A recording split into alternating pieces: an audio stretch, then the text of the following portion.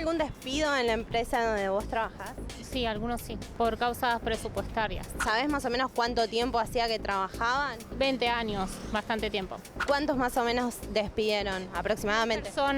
10 personas. ¿Crees que cuesta reincorporarse después? Sí, yo creo que sí. No sé en el caso particular de la gente que está en esa situación ahora, pero supongo que debe ser bastante complicado. ¿Qué les pareció en general al grupo de trabajo? Genera un ambiente bastante difícil, porque sobre todo por la incertidumbre y la dificultad. Es la incertidumbre más que nada y no saber qué es lo que le va a pasar a los demás también y cómo se pueden llegar a reinsertar en el caso de un despido. ¿Hubo despidos en la empresa que usted trabaja? No, ninguno. Tengo entendido que hay despidos, pero yo no conozco a nadie que lo hayan despedido. ¿Y usted tiene miedo, por ejemplo, que el día de mañana o a corto plazo lo despidan? No, yo no tengo miedo. ¿Y qué opina de los despidos?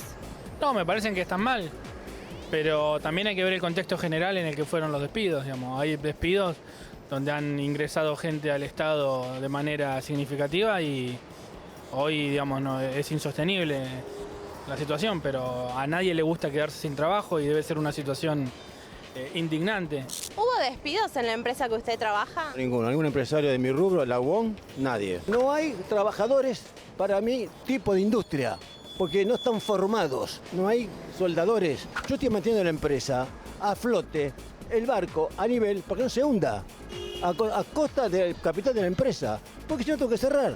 Y yo no soy de ningún gobierno, ¿me entiendes? Soy un trabajador, soy un ingeniero que quiero trabajar y apostar al país siempre. ¿Conoces a alguien que hayan despedido? Sí, conozco a alguien que lo despidieron y lo reincorporaron por una cuestión gremial. Según me comentaron, hubo otros compañeros, pero bueno, no los conozco de haber laburado con ellos. ¿Y qué pensás de eso? Era previsible en este cambio de modelo este sufrimiento para la Argentina. Espero que sea el menor sufrimiento posible, que el gobierno lo pueda resolver de la manera más equitativa. Hay mucha gente que todavía en Argentina tiene ganas de trabajar bien. ¿Hubo algún despido en la empresa donde trabajás? No, no eché a nadie. ¿Conoces a alguien que fue despedido? Y conozco muchísima gente. Pero yo creo que es un momento de transición, que hay que aguantar un poquito. En el rubro editoriales vi bastante gente que sacaron, amigos. Vi también en el rubro municipalidad. La municipalidad también vi que sacaron, pero bueno, yo considero que es muy posible que en algún momento puedan ya ser reincorporados. Quiero confiar en eso, ¿no? Bueno, y vos como empleador, ¿de qué manera sostenés, digamos, a tus empleados? Yo tengo una agencia de eventos, estamos con él, tenemos una agencia de eventos y bien, tranquilo, justamente estamos blanqueando todo. No soy ni kirchnerista ni macrista, pero confío, les tengo fe, creo que es buena gente. Por supuesto, esta noche en Tercera Posición vamos a hablar de la postal mafiosa que supone ese crimen en las afueras de La Plata. Un matrimonio que aparece muerto a balazos. Fue un intento de secuestro exprés que salió mal. Tiene que ver con la corrupción en el IOMA. Por supuesto vamos a estar hablando de eso. También vamos a estar hablando de las recurrentes amenazas que padece la gobernadora de la provincia de Buenos Aires, María Eugenia Vidal. No nos dijo de manera suficientemente clara qué estaba pasando cuando se fue a vivir a comienzos de año a una base aérea custodiada no por la policía bonaerense, sino por la policía metropolitana. ¿Sabía que estas cosas iban a venir? Ahora vamos a empezar deteniéndonos en algo que se conoció sobre el final de la tarde y es la cifra de desempleo. ¿Por qué? Porque uno no puede pensar en la Argentina que los datos sociales de desempleo van por fuera de los datos políticos. Es tal vez el termómetro más sensible que tiene la Argentina hoy, porque el desempleo, el temor a perder el trabajo, está al tope de las encuestas en preocupación. Compite ahí, según la época, con los escándalos de corrupción, pero lo que antes no aparecía en las encuestas, rápidamente ascendió en el índice de preocupación de la gente como uno de los ítems más temidos, perder el empleo. Y la verdad es que las encuestas venían demostrando algo que ahora, por primera vez, el INDEC refaccionado acaba de demostrar. El aumento en el desempleo ya no es una sensación térmica, un dato discutible, si uno es un economista de un lado o del otro, del modelo anterior o de este modelo. El aumento del desempleo es un dato duro de la realidad, un dato no se puede decir preciso, porque no se sabe exactamente cuánto aumentó, pero el desempleo ha aumentado en la Argentina. La cifra promedio es del 9,3%. Esta es la cifra oficial que da el INDEC. El problema es que si uno analiza y lo desagrega por ciudades, acá el análisis se pone más complicado, muchachos, porque el desempleo en el Gran Rosario está en el 11,7%, en Mar del Plata está en el 11,6%, en Córdoba está en el 11,5% y en el Gran Buenos Aires está en el 11,2%. ¿Qué quiere decir esto? No hay que ser ningún gran analista para entender que se han pulverizado puestos de trabajo en industrias. Los grandes conglomerados urbanos son lugares donde hay trabajo en las industrias, ¿sí? En las industrias, en las pymes, que son las que todo el mundo venía comentando, los sectores que se venían quejando de que venían teniendo problemas para mantener la cantidad de empleo, acá se ve, ¿sí? Lo que no se puede saber es cuánto creció el desempleo, porque el desempleo, según las últimas mediciones del kirchnerismo, era, ¿cuánto? Del 5,9, que era una cifra que nadie, 5,9, 6,3, nadie creía en esa cifra. ¿Por qué? Porque había una manipulación, cuando no, en el INDEC, que daba como que si la persona había dejado de buscar ya no se la consideraba un desocupado, sino que era un inactivo. Un hombre que ya de pronto era pobre, pero se había resignado y ahora vivía de rentas. Un disparate. Pero bueno, con ese truco, la desocupación medida por el kirchnerismo daba el 5,9. Algunas consultoras laborales, un poco más serias, medían al final del kirchnerismo la desocupación en un 8,3, 8,5. Supongamos que fuera esa. En cualquier caso, lo que aumentó promedio es el 9,3. Pero el dato que sí habla de una situación de inquietud social en los grandes conglomerados urbanos, es este. La inflación en los grandes conglomerados urbanos, muchachos, está arriba de los 2 dígitos. ¿Sí? Si se esperaba que fuera a estar en el 10, no, ya está en el 11 y pico, y esto sí que es una mala noticia para el gobierno. Acá ya no hay más excusas. Uno podrá decir, bueno, es el cambio de modelo, eran los ñoquis que se despidieron. No.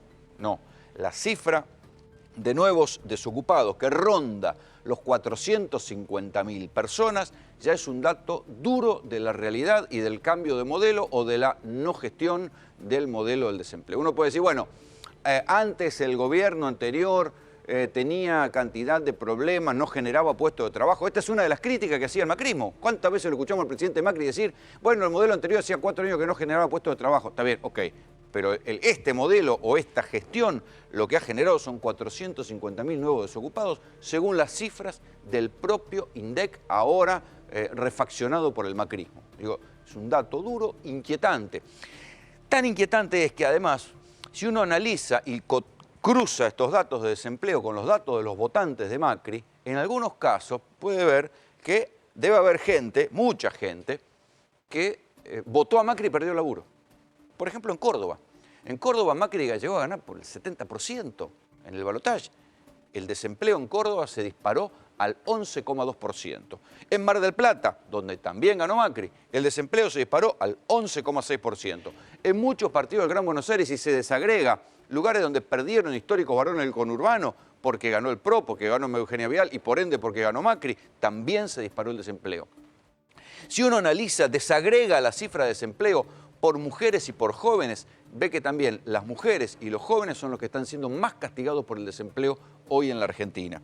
En el caso de los jóvenes, la cifra de desempleo ronda el 18,9%, o sea, los pibes que están entre 18 y 25 años están casi en el 19% de desempleo. Esto es desempleo, pero también hay que agregar que con esta administración y con la anterior, siempre hubo un truco a la hora de mentir el desempleo en la Argentina. Y es el de la subocupación, ¿sí? Esto no es el patrimonio exclusivo del kirchnerismo, venía del dualdismo, venía del menemismo. Siempre se truchó la cantidad de desocupados en la Argentina con el truco del subocupado. ¿Qué es el subocupado? El que cobra un plan, el que vive de changas, ¿sí? A quien no se le puede considerar una persona realmente ocupada. Porque piénsenlo al revés. Si un tipo que vive de un plan no es un desocupado, ¿qué carajo es un desocupado? Digamos, esto así de sencillo. Bueno, así son las cosas. Si uno suma desempleo y subempleo, la cosa todavía se pone más picante, porque está en el orden del 23-24%. Y ahí es donde empieza a coincidir eso con las cifras de pobreza, porque también hay que pensar que puede haber gente que gana unos mangos, ¿sí? Empleados municipales de las escalas más bajas, que por la inflación ahora quedaron bajo la línea de pobreza y ahí cierra con la cifra de pobreza que está dando la Universidad Católica, que está arriba del 30%. Entonces, esto es un dato duro de la economía real, de la foto del momento de hoy. ¿Qué es lo que uno puede decir? Que ahora se entiende por qué se ha reunificado la CGT peronista. Dice, bueno, muchachos, ven venir un aumento del desempleo, o sea, ven venir que va a bajar la cantidad de afiliados a sus sindicatos, ven venir una pérdida de poder estructural de los sindicatos y de los trabajadores empleados en blanco en el modelo económico. Y por último, también lo que uno puede decir es que el gobierno, hasta ahora, del mismo modo que no encontró la manera de resolver aumento de tarifas razonables, hasta ahora no hizo nada eficaz para generar nuevos puestos de trabajo. Bienvenidos. Esto es Tercera Posición. El gobierno bajo amenaza. 911, ¿qué necesita? Mañana te exploto la gobernación de María Eugenia Vidal. ¿Usted qué? Una nueva amenaza sobre la gobernadora bonaerense María Eugenia Vidal puso en debate otra vez la seguridad de los mandatarios. El último domingo, la Central 911 recibió 3 llamados intimidatorios, según denunció el ministro de Justicia Provincial, Gustavo Ferrari. 911, ¿qué necesita? Mañana te exploto la gobernación de María Eugenia Vidal. ¿Usted qué? Las llamadas provenían de la unidad penitenciaria número 9 de La Plata y se hicieron el domingo por la noche. Lo importante es que nosotros sabemos y tenemos la tranquilidad de qué es lo que estamos haciendo y qué es lo correcto. Y seguramente que hacer lo correcto en la provincia de Buenos Aires pone incómodo a algunos sectores, pero es lo que votó la mayoría. No es la primera ni la única amenaza que recibió la gobernadora. Ya al principio de su gestión se mudó a la base aérea de Morón por su seguridad y en las últimas horas recibió otro mensaje intimidatorio en su antigua casa. Un hecho trascendente que no está en los medios, que es que apareció un cartucho de escopeta sin percutar en el garage de la vivienda de María Eugenia Vidal, la vivienda que ella ya no utiliza en su ciudad. ¿Están amenazando al gobierno? Ayer se conoció una nueva detención por las llamadas amenazantes al departamento del presidente Mauricio Macri en Avenida del Libertador. Además, ya hace un mes que está detenido en la cárcel de Ezeiza el joven que tuiteó en hebreo las amenazas de bomba en Casa Rosada y otros objetivos nacionales. La mayoría el año pasado votó un cambio. Votó que vayamos contra aquellos policías que conviven con el delito. Votó que en el sistema penitenciario saquemos a aquellos que también son funcionales al delito. Votó que eliminemos las mafias de negocios que había dentro del Estado. El presidente Macri se solidarizó con la gobernadora bonaerense y alertó que no se van a detener ante las amenazas. Mientras tanto, hoy por la tarde se recibió la segunda amenaza de bomba en Casa Rosada durante el mes de agosto. Las intimidaciones preocupan al gobierno. ¿Hay una ola de amenazas o solo son falsas alarmas? Lo primero que hay que hacer es distinguir entre el nivel de las amenazas que hay sobre la figura nacional del presidente Mauricio Macri y el nivel de amenazas que hay sobre la gobernadora María Eugenia Vidal. Las amenazas contra Mauricio Macri han tenido que ver con redes sociales, con llamado telefónico. Hoy justamente hubo otra llamada telefónica amenazando con bomba, evacuarlo en la casa de gobierno. Tiene que ver más con esta cosa de sospecha de guerra de servicio de inteligencia o de campaña psicológica, me parece. En el caso de la gobernadora María Eugenia Vidal en la provincia de Buenos Aires, ya las amenazas tienen como un escalón superior de sofisticación. ¿Por qué? Si uno hace la cronología y repasa cómo fueron las amenazas que hubo contra Vidal, tiene un mayor grado de precisión y de inquietud, ¿sí? Revisaron el despacho de la secretaria, te recuerdan, hace unos meses, ¿sí? 2 policías de su propia custodia, los terminan echando, pero ahí eran policías. Entraron a la residencia de Federico Salvay, que es el jefe de gabinete. Nunca se supo más nada de eso. Habían entrado, él no vive ahí, pero a la residencia de Salvay. Entraron, revisaron, no se robaron nada. ¿Sí? Amenazas telefónicas, ¿sí? Que son las que se fueron conociendo. Después vamos a hablar de que vinieron de una cárcel, de una unidad penitenciaria, la unidad número 9. Y ahora se entiende por qué a principio de año y tal vez no diciendo del todo la verdad, o por lo menos no explicando los motivos. Vidal se muda a una base aérea. Y no solo se muda a una base aérea, sino que la custodia la ejerce la Policía Metropolitana de la Ciudad de Buenos Aires. No la ejerce la Policía Bonaerense, como es lógico a un gobernador de la Policía Bonaerense, que es el que manda en la policía de su provincia y de su territorio. Esto fue lo primero extraño. En su momento lo que dijo Vidal, que justo, bueno, se había separado, pero claro, si ella se había separado, lo lógico es que quien se mudara fuera su marido, que se alquiló un departamento, o ella misma para algo tiene una residencia en La Plata, bueno, tenía los hijos. ¿Por qué termina viviendo en una base aérea? Y sobre todo custodiada por la Metropolitana. ¿Había algo que se veía venir ahora a la luz de los acontecimientos que están pasando? El último episodio es el que le dejan la bala. Le dejan una bala en el garage de la ex casa de Vidal, ¿sí? Donde vivía con quien es el intendente, el actual intendente de Morón, Ramiro Tagliaferro, su ex marido. Pero ahí hay otro detalle interesante, porque uno dice, bueno, cualquiera puede pasar y tirar una bala para el garaje de la casa. Cuidado, porque esa casa tiene custodia. Justo en el momento en que se habían ido a cargar nafta o a un cambio de custodia, justo en ese momento van y le dejan la bala a Vidal. Todas las cosas que dijo Vidal hasta ahora, de las 5 cosas que ella atribuyó así de manera genérica, 4 tienen que ver con la policía bonaerense, ¿sí? La pelea contra el narcotráfico, con la policía bonaerense, con lo que la policía bonaerense en muchos casos deja de hacer o cobra por proteger. Narcotráfico, juego clandestino, diversos delitos y por último aludió también a los que hacían negocios con el Estado, en especial a partir de lo que se va conociendo de la causa Ioma. Con lo cual quiero decir, por eso están puestos los ojos sobre la policía bonaerense. Juan Pablo Alan, el senador provincial de Cambiemos, ¿cómo están viviendo el clima político las amenazas a Vidal? Con preocupación. El relato que vos hacés es tal cual. Lo dijo la gobernadora.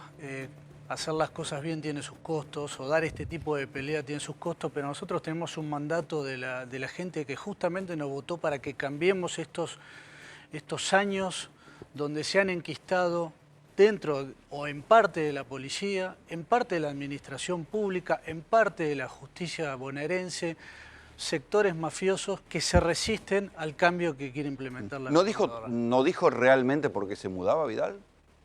No, creo que es una cuestión de seguridad y está claro que inmediatamente que asumió, ella recibió algunos mensajes. La triple fuga fue a los pocos días de haber asumido. Ya desde el minuto 1 tuvo algún tipo de indicio de que iba a necesitar un mayor y mejor resguardo de su seguridad porque la pelea que ella está dispuesta a dar es difícil y trae sus costos, como bien lo dijo ella. Juan Pablo Brese, jefe de policía, ¿forma parte de la solución o forma parte del problema a esta altura? Porque digo, si es el tipo que hizo la purga y sacó a los policías corruptos, pero las amenazas continúan. Sí. Y hay mucha crítica sobre él. Pero vos fíjate que al día de hoy hay más de 70 desplazamientos de policías entre comisarios, subcomisarios, Todos los gobernadores han echado policías. No sé si uno empieza a sacar la cuenta, Scioli también echó. También hay un golpe muy duro al juego en Bolívar. Las denuncias en el Ioma, que bien lo dijiste vos, Rolando, dan muestra de que había un nivel de mafia. Había un choreo importante. Importantísimo, sí, importantísimo. Y la verdad que sobre el jefe de policía, más allá de algunas cuestiones que se han hecho públicas, no hay causa alguna, se lo ha investigado lo suficiente y no hay motivos hoy en día como para tomar una determinación. Y si lo hubiese, sin ninguna duda que inmediatamente la gobernadora lo tomaría. Te voy a pedir que escuchemos a Felipe Solá, que también fue gobernador de la provincia, hablando sobre amenazas a un gobernador. Hay muchos episodios inquietantes. Le entraron al despacho de Vidal, de la secretaria, mejor dicho, custodio de la propia policía. Entraron a la casa de Federico Salvay, que es el jefe de gabinete, y no se llevaron nada. Yo no creo eso. Balearon un frente. Con todo respeto, yo no creo eso. ¿No crees que? No, cuando la policía te quiere dar un mensaje, hace cosas mucho más pesadas. ¿A vos te las hicieron? Por ejemplo, se mete con algún hijo. ¿A vos te lo hicieron? Cuando era vice.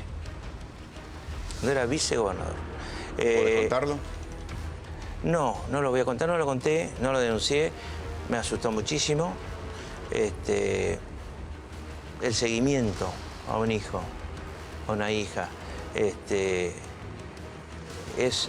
y que te hagan oír por teléfono una voz conocida, que vos conocés, en tu teléfono de golpe. Eso es un mensaje mafioso, ¿no? Esas cosas te preocupan muchísimo, no solo por la posibilidad de la violencia en tu familia, sino por la posibilidad de la mentira sobre tu familia, ¿no? Esa protección que uno quiere para lo familiar se rompe. Entonces yo no creo en los desórdenes de escritorios, la verdad no lo creo. Ahora, no creo que la gobernadora mienta, creo que no se trata de una amenaza seria, para nada. Hoy lo tiene Felipe Solá diciendo cuál puede ser el posible creyendo de las amenazas, más allá de quién fue más amenazado o menos amenazado. ¿Cómo puede continuar esto? Se la ve muy como quieta, no parece que hubiera encontrado algún culpable de las amenazas, no se avanzó mucho, más allá de que detectaron al preso que llamó de la Unidad 9 de La Plata. No, quieta no, porque las investigaciones están en curso y darán su resultado el día de mañana, pero lo que sí, más que quieta, está con mucha decisión y mucha firmeza. Esto a ella no de ninguna manera le va a significar bajar la intensidad de las reformas que quiere hacer en materia de transparencia. Una de las cosas que sin dudas mayores ruidos pudo haber provocado en la policía, o parte de la policía, porque no hay que ser injusto ni hay que ser universal el tema, pero la exigencia de la presentación de declaraciones juradas por primera vez en muchísimo tiempo y que la policía, desde comisario y subcomisario, tenga que transparentar lo que tienen al día de hoy y después ver cómo sigue esa secuencia, evidentemente generó un ruido interno y todo eso tiene un costo, Rolando. Diego Ángeles, especialista en seguridad. ¿Está bien encarrilada la custodia de Vidal? ¿O es posible que a una gobernadora le hagan estas cosas? Posible, puede ser todo posible, depende de quién... Es esperable. Claro, quién lo vaya a hacer. Yo creo que hay un cambio importante en cuanto a la parte de la custodia, ¿no? Ella misma, vos acabaste de hablar de un cambio en lo que era paradigma normal, ¿no? De una custodia de la provincia, que es la que corresponde, ¿no?, a cada gobernador de cada provincia nuestra, que son autónomas, y acá tiene una custodia de confianza. O sea, se buscó más un personal de confianza, inclusive al inicio. Pero desde el punto de vista institucional, es preocupante que no confíe en su propia policía. No es que no confíe. Yo sé que vos lo mirás desde el punto de vista de la seguridad, yo desde el punto de vista institucional, no sé. No, yo creo que lo acaba de explicar perfectamente el senador, o sea, se tomó desde primera instancia la real conciencia de a qué se iba a enfrentar. No tan solo tiene que ver con la policía, para mí no es casual que haya venido una llamada de un centro penitenciario. O sea, porque también se ataca la corrupción dentro de los centros penitenciarios. Vos hablaste sobre la parte del juego. En estos 6 meses se han cerrado 40 casinos clandestinos. Entonces también toca intereses realmente importantes dentro del sector privado, no tan solo la parte policial. Entonces la provincia de Buenos Aires sabemos que es una provincia muy compleja, ¿no? Como Rosario o Santa Fe son provincias realmente extremadamente complejas. Y los protocolos se han cambiado y se están cambiando, no tanto para la gobernadora, sino también para el presidente. Y eso habla de que... Pero les pregunto a los dos, sí. ¿Es buena la imagen de una gobernadora que no maneja su policía? No es que no. Que no puede dominar la pelea interna dentro de la policía. El poder tiene que ver con dominar las instituciones. No, tiene que ver con, por supuesto, el asesoramiento que uno tenga, decir, mira, en este momento te vas a enfrentar a todo este tipo de situaciones, estás decidida, vos, como él dijo, estás decidida, voy a continuar. Por supuesto que por ahora hay amenazas, no hay ningún tipo de atentado, simplemente amenazas, ¿no?, que son mediáticas, porque lo que buscan es un fuerte impacto mediático que va dirigido hacia lo político. Hablando de impacto mediático, Miguel Ponce de León tiene la cronología, y es una cronología como yo no recuerdo para un gobernador en la Argentina, más allá de que le balearon la casa a Bonfatti, Antonio Bonfatti, ex gobernador de Santa Fe en su momento, ahora un par de años, en el medio del auge de la lucha de bandas del narcotráfico en Rosario, le balean la casa a Bonfatti y recordemos el escándalo que fue eso, ¿sí? Y que la solidaridad y el repudio institucional, pero Vidal ya viene de una seguidilla de amenazas, ya que ni siquiera son veladas, son amenazas reales, Miguel. Sí, las amenazas a Vidal son las más concretas. También hay algunas amenazas o llamados de atención que recibió el presidente Macri. El primer hecho fue el 4 de marzo cuando amenazaron a la hija de Mauricio, a Antonia Macri. La amenazaron por Twitter. Fue una ex empleada del Ministerio de Desarrollo Social. Sí, ahí hay que distinguir entre los casos de calentura y de intolerancia política de los que tienen que ver con algún grado mayor de inteligencia, me parece. Sí, en este caso se trata precisamente de eso. Era una ex empleada que dijo que la amenaza la planteó porque estaba enojada porque la habían echado. Y después sí, comienzan los hechos más llamativos. El 7 de junio ahí se encontró a 2 policías revisando los cajones en el despacho de Vidal. Los encontraron empleadas que estaban limpiando. Los policías dijeron que estaban probando unas llaves. Sí, los echaron. Sí, los tuvieron que echar. Está bien, pero ahí, a ver, el que puso la custodia, ¿eso es responsabilidad del jefe de policía o no? Sí, sí. ¿Y cómo le hacen un bypass al jefe de policía en la propia custodia de la gobernadora? Es raro.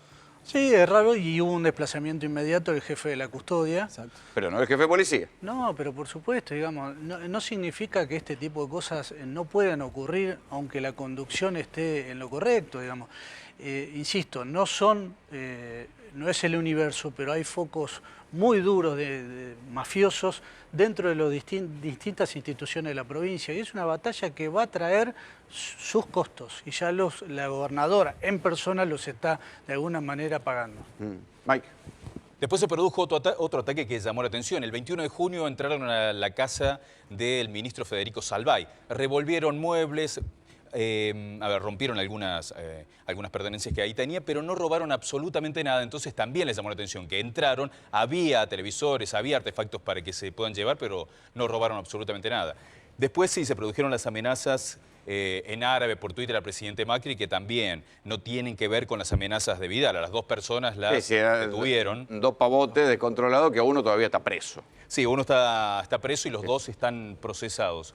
El 5 de agosto, ahí se produjo una amenaza al domicilio de Macri, fue una amenaza de bomba en el departamento en el que vive. Sí, pero esta es más interesante porque acá había muchas amenazas al 911 y cuando los detienen infraganti tenían varios celulares, una mujer que había viajado al Uruguay, que justo la detienen después, y uno que intenta romper el celular. Ya había un grado mayor de estructuración, alguien había pagado por ese trabajo. Sí, esto no eran 2 personas enojadas, evidentemente. Estaban organizados y llamó la atención la forma en la que lo hicieron. Y bueno, que la amenaza finalmente fue en el lugar en el que vive el actual jefe de la AFI. Después, el 16 de agosto, se produjo la amenaza de muerte a Gabriela Michetti. Fue un mensaje telefónico que dejaron en su fundación. El 17 de agosto, ahí se produjeron 2 amenazas al 911. Una fue una llamada que dijo que iban a matar al presidente Macri y la otra, una amenaza de que iban a poner una bomba en la Casa Rosada cuando Macri estaba viajando a Mendoza para el acto por el conmemoración. Lo que hay que decir es que todas estas amenazas se hacen a pesar de que ya varios de los que amenazaron terminaron detenidos.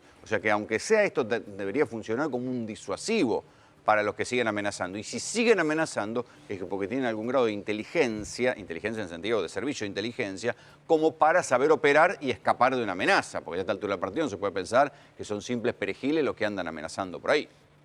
Sí, evidentemente llama la atención que siguen amenazando. Hay algunos expertos que plantean si realmente es bueno dar a comunicar todas las amenazas o solo las que parecen importantes. La última es la del 22 de agosto en la que dejaron la munición de la escopeta en el ex domicilio de Vidal y las últimas amenazas telefónicas. Sí, y en el caso de las llamadas se hacen desde una cárcel, ¿no? Desde una cárcel además, un pabellón de buena conducta, donde hay 90 y pico de personas, ya identificaron al preso.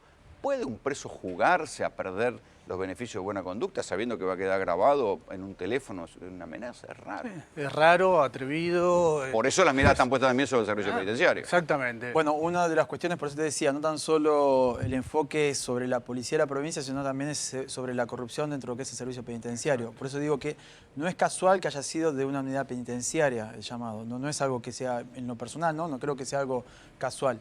Y una persona que está ahí, que se juega a hacer eso, es que debe estar también comprometido en ciertas cuestiones, como se manejan dentro del servicio, ¿no? Claro. Es claro que Vidal está atacando intereses creados de muchísimos años y eso ahora está haciendo mover y que sea recurrente, ¿no? Y no es de esperar que siga sucediendo. Yo agregaría al relato y a la descripción de los hechos 2 que por ahí no están tan vinculados, pero que tienen que ver con un clima que se quiere generar también, que son las pedreadas en Mar del Plata. Claro. Y esto es más parroquial, más local, es el incendio a la puerta de la Municipalidad de La Plata por parte de integrantes de fuerzas vinculadas al anterior intendente, que también hablan de gente que se resiste a lo que la gente votó en definitiva. Están enojados con el voto popular de alguna manera. Sí, pero ahí yo te digo, ojo con ese argumento. Digo, bueno, ahí ojo, porque no es lo mismo una protesta social que una amenaza. No, pero por eso digo, por eso dije que no tenían nada que ver. Criminalización de la protesta social y te vas contra carta. No, porque no estoy hablando de dar palos. Yo me refiero a un clima que algunos quieren generar. Son sectores mafiosos por un lado y algunos de la política que se resisten al voto popular por el cambio. La gente votó justamente que no quiere más eso. Sí, pero ahí me parece que hay un grado diferente de cuestión, ¿no? Porque, sí, claramente son dos temas distintos. En el caso del... siempre en las manifestaciones de protesta social siempre da para que haya infiltrados, haya quilomberos, digamos, eso es... Pero bueno, vamos a seguir, muchachos. Muchísimas gracias por venir. Gracias a vos por invitarme. Otra postal mafiosa en la provincia de Buenos Aires. Un matrimonio aparece asesinado en una camioneta, ¿sí? En las afueras de La Plata. Y cuando uno rastrea quiénes son las víctimas, ve que es un cirujano plástico y su esposa, pero ese cirujano plástico había estado preso en su momento, en el año 2001, por una estafa con cirugías plásticas vinculadas a oficiales de la policía bonaerense que se operaban de varices, supuestamente de varices, bajo IOMA. ¿Les suena IOMA? Con todos los dos detenidos que eran funcionarios de Scioli. Y ¿le suena a la policía bonaerense? Bueno, este muchacho estaba en el cruce de las dos cosas. Era médico policial y estaba currando con cirugías plásticas en IOMA. Está bien, sucedió hace mucho tiempo, pero ¿qué pasó? ¿Qué hay detrás de esa muerte? ¿Es un secuestro exprés fallido? ¿Es un ajuste de cuentas? ¿Es un crimen pasional? ¿O tiene que ver con el caso IOMA? Sucedió en La Plata. Una pareja de médicos fue encontrada asesinada de varios balazos dentro de una camioneta en un descampado en Citibel. Los investigadores creen que se trata de un ajuste de cuentas o de una venganza. Las víctimas son Guillermo Luna, un cirujano plástico, y su mujer, Laura Fabre. A los dos los encontraron dentro de una camioneta Kia chocada contra un poste de luz. El cuerpo de Fabre estaba recostado sobre el asiento del acompañante y el de Luna estaba en la parte trasera de la camioneta. La femenina se encontraba sentada en el asiento del acompañante y el masculino estaba en el asiento trasero en una posición un tanto extraña. No era, digamos, la posición propia de una persona que se encuentra sentada en el asiento trasero. Con extraño, doctora. Con el cuerpo recostado sobre el asiento trasero y las piernas hacia atrás. La fiscal Leila Aguilar aseguró que, de acuerdo a los primeros indicios, estaría descartado un homicidio en ocasión de robo. Había dinero, de documentación personal, varias tarjetas de crédito. ¿Se descarta el robo? Mire, yo no sé qué otra cosa de valor podría llegar a haber habido en el vehículo que tal vez hayan sustraído, pero por lo pronto había una suma de dinero que en hechos comunes de robo lo sustraen. Por todo esto toma relevancia una causa judicial en la que estuvo acusado el médico cirujano.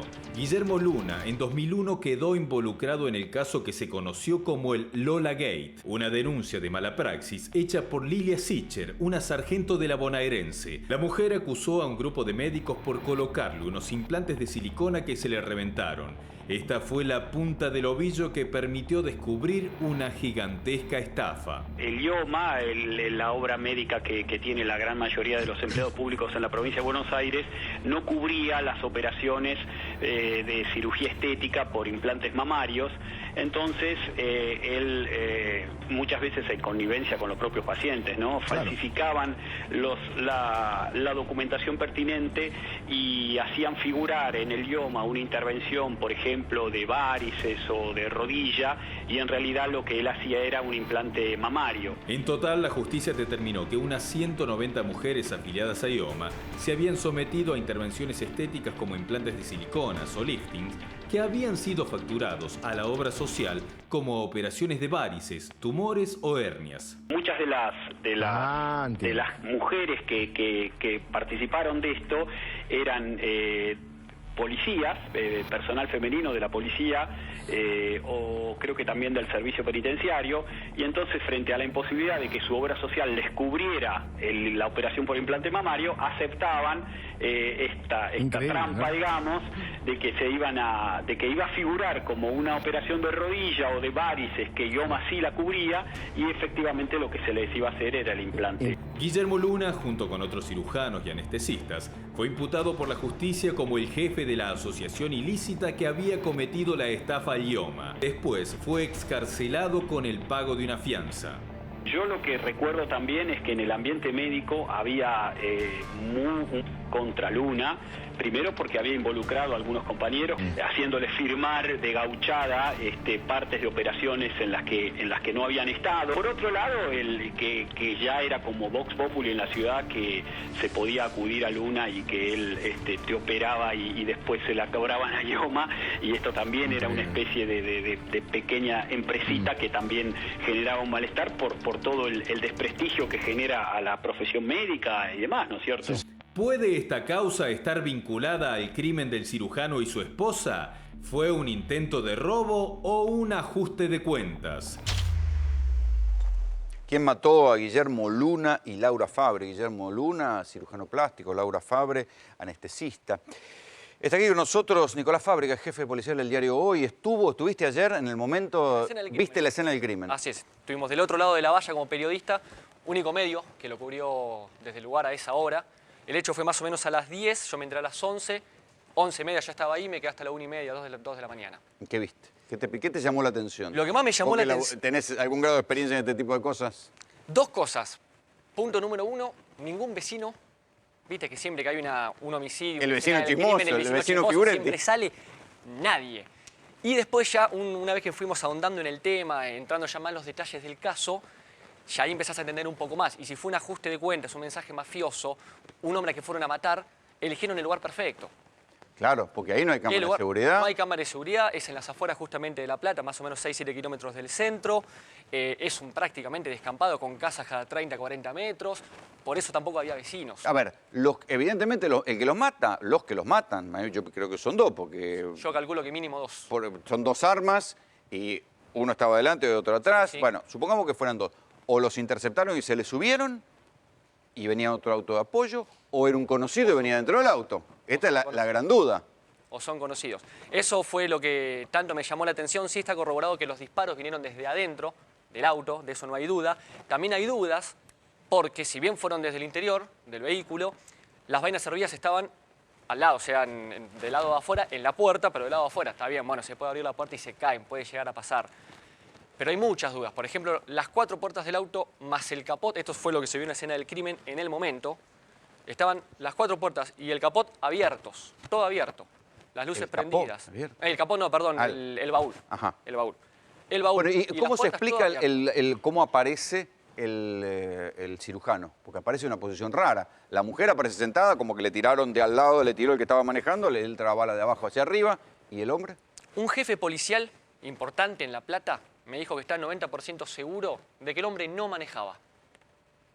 Manejaba otra persona, supuestamente el asesino. O conocido o alguien que se le metió en el auto. Así es. Ok.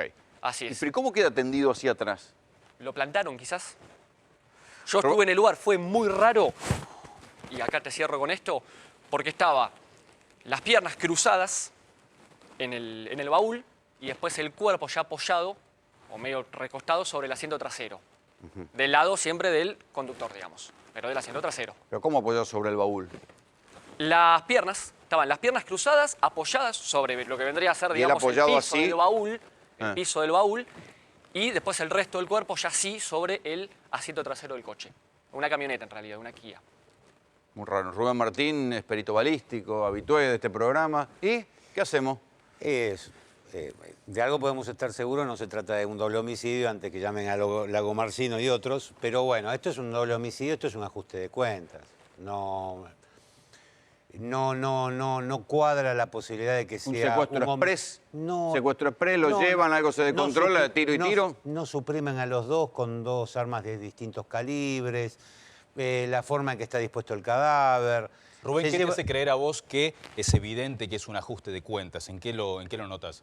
En que, en primer lugar, las zonas donde están abatidos, o sea, en los lugares donde están impactados los disparos.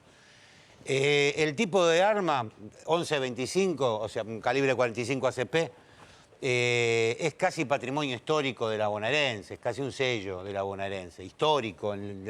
Fue una de las últimas reparticiones en cambiar su arma reglamentaria. Por otro lado, No estoy muy de acuerdo en que los disparos se hayan producido en el interior. Recordemos que la bonaerense fue la primera que dijo que la pistola de Mayo existen similitudes. Sí, claro, sí. Si hacemos memoria, digamos que... No hace tanto, hace 2 meses, un mes. Si bien es muy sencillo de determinar trayectorias, porque donde el proyectil ingresa, el orificio es hacia adentro, y donde egresa tiene forma de vulcanizado, o sea, como forma de volcán hacia afuera, ese vertido, bien podrían estar equivocados o bien podrían estar dibujando la escena derecha. ¿Y el choque? Porque la camioneta está chocada contra un árbol. Hay algo más cómico en todo esto, si es que se le puede decir... humor negro. Humor macabro, ¿no es cierto? Pero bueno, piensa en una cosa. Cortó 3 postes de madera y se terminó incrustando de uno de fibrocemento. Y el tipo no tenía lesiones en cara. La única que tenía lesiones en el cuerpo, en el tórax, fue la mujer, pero fueron producidas por el choque y no por un disparo. Un solo disparo para cada uno. La mujer en la oreja izquierda, la bala le quedó alojada en el maxilar izquierdo y el hombre un tiro en el pecho con salida por la espalda. Lo cual nos habla... ¿Para qué me quiere decir con eso? El choque de los postes. Que esto está dibujado. A ver, si el tipo... al sujeto, el médico asesinado, hubiese venido manejando, cuando impacta contra los 3 postes y se termina dando el último golpe contra el de fibrocemento, primero sale hacia adelante, no hacia atrás. Segundo, la cara magullada la tiene que tener porque algo le está pegando. La cara la tiene limpia. Un detalle que no es menor. Las cápsulas que encontraron, les digo porque ya estoy acostumbrado a estos menesteres, las cápsulas que encontraron fueron de 11.25, es decir, calibre .45 ACP y de 9 milímetros.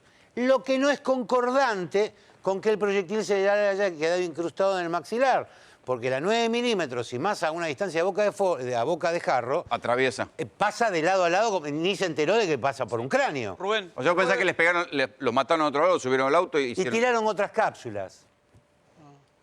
Fue un trabajo de profesional. O sea, eso de profesional. Sí, no. Bien de profesional. A ver, esto es una emboscada. Bien de profesional. Esto es una emboscada. A ver, nadie va a ese lugar en La Plata...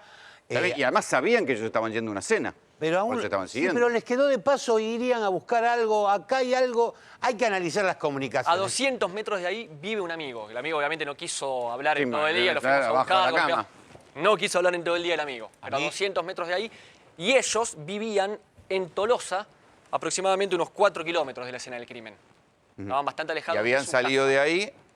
Aparentemente salieron de la alguien casa los de siguió ellos. y los emboscó. ¿Cómo llega la policía? Porque si no hubo vecinos, no hubo testigos, No, ¿cómo llega la policía? un llamado al 911 acerca de que había un auto justamente chocado contra un poste, con todas las puertas abiertas y el baúl abierto. A partir de ese detalle, un auto chocado, un accidente más, llama la atención de que no había víctimas, digamos, caminando o heridas. Ahí un vecino llama al 911, se acerca a la policía, descubre los 2 cuerpos, se valló la escena. No Nicolás, pasó ¿y nada cómo cae en todo esto? Te pregunto también, Rubén. Los tweets, porque ahí también los tweets de la mujer, de Laura Fabre, estaban siendo analizados porque estaba discutiendo con alguien a quien llamaba gato cascoteado y qué sé yo, qué cuánto, y ahora esos tweets quedaron blindados y no se los puede están leer investigando, se está investigando o sea, a quién se los escribía, porque hay 2 iniciales, no los recuerdo ahora, si era una M, una L, una M. Se está investigando la procedencia, o sea, hacia quién iban dirigidos. Y bueno, claramente puede llegar a haber una tercera en discordia, un triángulo amoroso. Está bien, pero ¿qué tercera? Si lo podía armar semejante emboscada. A ver, pero ojo, porque también... Acá a él no le gusta, no le gustó nada. No lo tomen a mal. No les digo que sea imposible, pero es muy poco probable. Hay que tener un aparato. Les digo por qué. Porque normalmente la gente... Los crímenes son por 3 razones. Por pasión, por codicia o por capricho. Englobamos en el capricho a la locura. Los crímenes pasionales, primero, no salen armados... con 2 tipos de armas distintas. El tipo que va, el hombre o la mujer. O contrata un sicario, pero uno. Contrata un sicario y usa un solo arma, como fue el caso Alerce, ¿cómo se llamaba? Arce, ahí sí.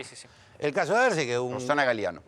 Que salió la mujer al En donde al también campo. hubo una calibre 45. A Galeano la terminan limpiando con una calibre 45 con 4 impactos de bala. Pero esto no tiene ningún rival. Lo único que les falta a esto para que sea el moño de tus amigos, los de la bonaerense, es que le prendieran fuego a la camioneta. Sí. Nada más. El resto está todo. Cadáveres que no me coinciden en la posición de víctima-victimario, el accidente... Entonces quiere decir que no va a aparecer ninguna huella digital ni estas cosas si fueron profesionales. Pero es que ya no es que el crimen, que los criminales son ultra... No es que viene un sicario de Francia a matarlos. Hacen tanto desastre en la escena que ya de movida la destruyen. O sea, es muy difícil. ¿Hubo cuidado pericial o Sí, hubo...? en ese sentido sí, justamente ni siquiera dejaban acercar a los jefes policiales de la jurisdicción hasta bien llegara la fiscal. La fiscal más o menos llegó tipo 12 de la noche, nosotros estábamos de las 11, 11 y media, y ningún policía, más allá de con la linternita para ver que había 2 cuerpos, nadie podía tocar la escena del crimen, el auto, ¿Saben lo que acercarse. dice el protocolo del FBI que hay que hacer en un caso así? Como 3 vallados son. No, es más divertido. Para que vean dónde estamos. Estamos en el Precámbrico. Viene un tráiler, engancha la camioneta, ¿cómo está? La suben, la envuelven y se la llevan. Y la llevan a un garage aséptico en donde empiezan a desmontar parte por parte. Una cosa que me llamó la atención fue justamente que los peritos, yo me fui 1:30 de la mañana de la escena del crimen, no habían llegado todavía. Y el homicidio fue más o menos a las 10, o sea, 3 horas con los cuerpos ahí, cuando se sabe la importancia de 3 horas la para que lleguen los investigación. peritos. ¿Y cómo cuánto tiene que ver este doble crimen con la corrupción en el IOMA? Porque digo, este señor había estado preso, después lo soltaron, por esos milagros que tiene la justicia en la provincia de Buenos Aires, lo soltaron, pero era uno de los que estaba sospechado, acusado formalmente de haber hecho más de 190 cirugías estéticas a empleadas públicas, policías bonaerenses, que decían que tenían problemas de varices y se hacían las tetas. Bueno, finalmente esa causa quedó en la nada, típica picardía criolla, pero ¿cuánto tiene que ver esto con la corrupción en el IOMA que se viene destapando y de la cual nosotros venimos hablando hace varios meses en Tercera Posición? La salud de casi 2,5 millones de personas depende del IOMA. Durante el gobierno de Daniel Scioli, la obra social más importante de la provincia de Buenos Aires se convirtió en una caja negra de la política bonaerense. El área de afiliaciones, con duplicación de carnet, alquileres de carnet, ventas de carnet de afiliados, afiliaciones duplicadas, trámites paralelos con afiliados activos, con distinto número de afiliados con los afiliados pasivos, irregularidades en prótesis, sobrefacturación en casi todos los insumos que proveía IOMA. El sistema MEPES se llama Medicamentos para Patologías Especiales. Fue creado por uno de los que intervinieron en Panama Papers, que es el doctor Lescaleya. Se han encontrado, diríamos, desde innumerables denuncias de corrupción contra muchísimos funcionarios y dirigentes gremiales que estaban en IOMA, hasta en algunos lugares dinero en lugares donde no tenían que estar. Los negocios más controvertidos en el IOMA tienen que ver con los medicamentos, que absorben gran parte del presupuesto de la obra social, que este año asciende a más de 21.000 millones de pesos. Lo que hace la gestión anterior es puntualiza determinadas enfermedades que a la industria le va a dar mayor rédito. El sistema mismo te dejaba también entrar, por ejemplo, cantidad de envases. Para decírtelo, 10 envases. Suponete que era un afiliado real. Ese afiliado real necesitaba recibir 3 envases, con los cuales, fíjate vos que de 10 envases sobraban 7. Camionetitas de IOMA iban y le entregaban a la casa del afiliado estos oncológicos. Pero estos 7 sobrantes volvían al mercado negro a refacturarse, con determinadas farmacias, obviamente, en complicidad. Cuando nosotros hicimos las denuncias correspondientes frente a la Comisión Nacional de Defensa de la Competencia, empiezan a salir a la luz estas cuestiones irregulares. Digo, de pronto, ¿cómo? ¿La farmacia no pide una droguería? ¿No? ¿Y quién decide eso? Un centro de convalidación, un centro de la industria, que nosotros llamamos Camoite.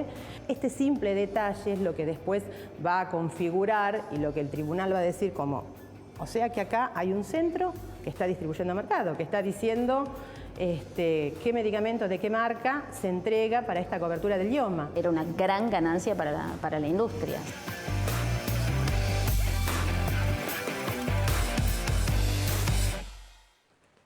El caso IOMA se viene investigando hace ya varios años en la justicia de la provincia de Buenos Aires. Una primer tanda de echados y algunos fueron presos, algunos gerentes de IOMA. Ahora, con otros 2 presos que fueron este fin de semana, más escuchas que se conocieron, se reavivó. También apareció el exgobernador Daniel Scioli diciendo que el gobierno de la provincia de Buenos Aires había sido denunciante en la causa IOMA.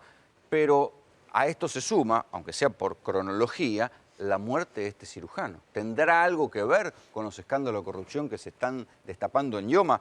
¿Qué se dice en La Plata el caso de Yoma, Nicolás? Pasó mucho tiempo, eso es lo primero que se dice, que si fue una venganza fue bastante tardía, un ajuste de cuentas fue bastante tardío, porque pasaron 14 años. O sea, O a lo mejor este hombre quiere hablar ahora. O a lo mejor este hombre quiere hablar. Es decir, Y alguien se enteró. Y lo silenciaron, Pero por ahora es una hipótesis de las más firmes, el tema del ajuste de cuentas, el tema de la venganza, y todo vendría por el lado de Yoma. Algunos O sea investigadores... que eso es concreto, o sea, el Sí. móvil que se está analizando Es una de las hipótesis. nombre Yoma. Sí, es una de las Con lo cual hipótesis más firmes. estamos pasando un escalón superior, de un quilombo de corrupción política, factura entre funcionarios, a un par de muertos, ya tiene otro color. Sí, ¿qué te parece? Te decía que uno de los móviles se sospecha que puede haber médicos, anestesistas, técnicos, que pueden haber sido involucrados en las maniobras que cometió este cirujano, involucrados y que no fueron parte de los negocios que hizo él, y que por eso pueden tenerle bronca o pueden ser sospechosos de haber participado en un posible Sí, bueno, crimen. pero hay que tener semejante aparato para matar a una persona Pero- de esa manera, ¿no? pero- ¿En qué quedó, antes de eso, en qué quedó Lola Gate? No, en nada, fue absuelto. Del 2001 al 2005 que duró la causa, llegó a juicio, estuvo un tiempo preso. Llegó a juicio en libertad, se hizo el juicio y fue absuelto. Fue absuelto. Ahora, Fue pero- absuelto. ¿Y alguien fue condenado? Nadie. Nadie fue condenado. Y a partir Con de lo cual ese... digo, es otro milagro de la justicia bonaerense. A ver, muchachos, sentido común. Acá no hacía falta ninguna gran investigación. Estaban las mujeres policías, estaban las empleadas públicas provinciales, corregime si me equivoco. Decían que tenían varices, se ponían las tetas. No pudieron condenar a nadie, parece joda. Tenía convenio, por lo que dijeron varias de las ex pacientes de este hombre, tenían convenio con la policía les habilitaba los locales, no lo molestaban, lo dejaban trabajar, llevaban a sus O sea que había algún grado de mujeres. producción policial, Sí, protección policial. Ojo, eso fue lo que dijeron al menos 2 o 3 ex pacientes que están en contra de Luna. Está bien, pero después de un juicio tan trucho, vale la pena Sí. empezar a pensar que algo de verdad había. Y estas ex pacientes quisieron también llevar sus causas a juicio por mala praxis y cuando se estaba por elevar la causa, quedaba en la nada. Prescribía. O sea, que ¿Por qué? Por la cantidad de causa contactos que tenía. se desvaneció en la nada, no hay un solo condenado por Lola Gate. Sí. Pero las operaciones existieron y fueron truchas. Sí. Milagro. Al igual que la cantidad de mala praxis que empezó a surgir después, cuando ya se hizo más conocido el caso, empezaron a aparecer mujeres Quejándose de mala praxis. Y que decían, tengo a mi padre abogado, a mi primo abogado, quisimos llevar la causa a juicio, pero siempre prescribía. ¿Por qué? Por los contactos policiales, no sé si políticos, al menos sí policiales, que tenía Luna. Este señor Guillermo Luna era médico policial. Sí, eso es lo que se dice. El tipo... Sí. Pero no lo vean como venganza, Rolando. Esto es lo que de golpe Mike decía, la bronca tardó tanto tiempo. ¿No? Esto no se trata, estos son negocios. Esto es nada personal, amigo. Esto no es nada personal, fuera de broma. Esto es un mensaje por si alguno más tiene ganas de sentarse a charlar. Esta es la realidad del tema.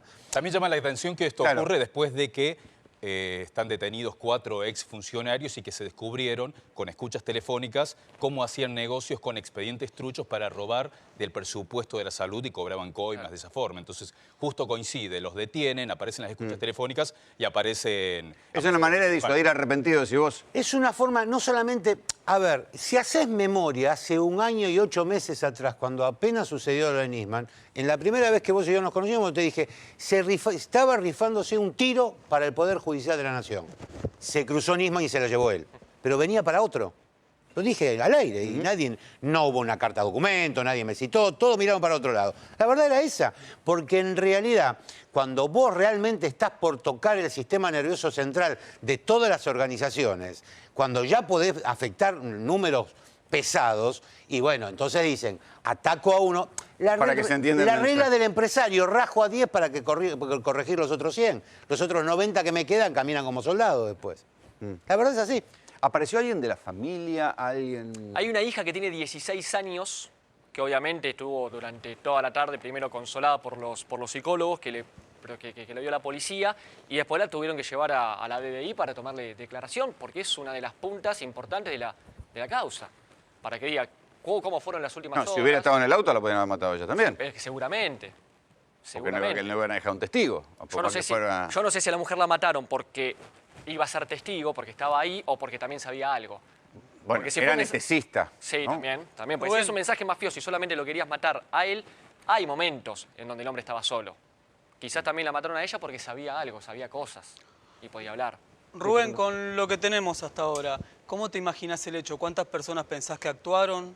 ¿Cómo te imaginas que fueron esos momentos? Mínimo, esto se trató de un mínimo de 2 personas. Esto fue una emboscada. No creo que haya estado manejando la camioneta, más bien yo creo que primero hubo un lugar de encuentro, los limpiaron, los acomodaron, chocaron y se bajaron de la camioneta. Con lo cual sí es un trabajo profesional. Sí. Con lo cual sí da para pensar que es un caso, hay algo más, una infraestructura de mafia policial o de corrupción política o algo más grave. ¿No tiene que ver con los nuevos cambios en la bonaerense, con todo lo que se está desarmando ahora? Digo, si viene de algo tan pesado como de IOMA y de tratar con mujeres policías, con mujeres pretendientes de servicio. Sí, pero son 2 cajas diferentes. Me parece que ahí son 2 cajas diferentes, ¿no? No sé cómo lo ven en La Plata. No, la verdad que eso ni idea. Disculpame, no tengo ni idea. En realidad sigue siendo, no sé, son 2 cajas diferentes, pero sigue siendo el mismo pagador, es el Estado provincial, o sea, no... Sí, el pagador bobo, digamos, lleno de agujeros. Es que el sistema no es muy difícil de entender, Rolando, lo hace gente que no es muy inteligente, con lo cual no debe ser muy complicado. Vos tenés que poner en cada lugar donde entra y sale en papeles, y donde hay facturación afectada y compra y ventas de bienes y servicios, tenés que tener un infiltrado. Mínimo. Llega un momento que como esto se va formando por capas geológicas, pasan 10 años, pasan 20 años, pasan 30 años, llega un momento que vos rajaste, Vidal se llena la boca diciendo rajá 1000 y pico de policías. Vas a tener que rajar 2/3 de la policía. La verdad de la verdad sí, de que la corrupción es sistémica. Pero es que no tenés escape. En realidad, Rolando, vos pones un buen tipo a trabajar en determinada función pública, y una de dos, o le comprás una caja de madera para que se vaya acostumbrando al lugar final donde va a ir a parar, o se adapta. Y ve la luz y forma parte de la cadena de felicidad. No hay una tercera, no hay una tercera posición para donde el tipo diga, bueno, me hago el boludo y miro para otro lado y dejo que se la lleven. Porque lo que... ¿Cuál es el pacto de la... ¿Bala o plata? Plata o plomo, como decía Escobar.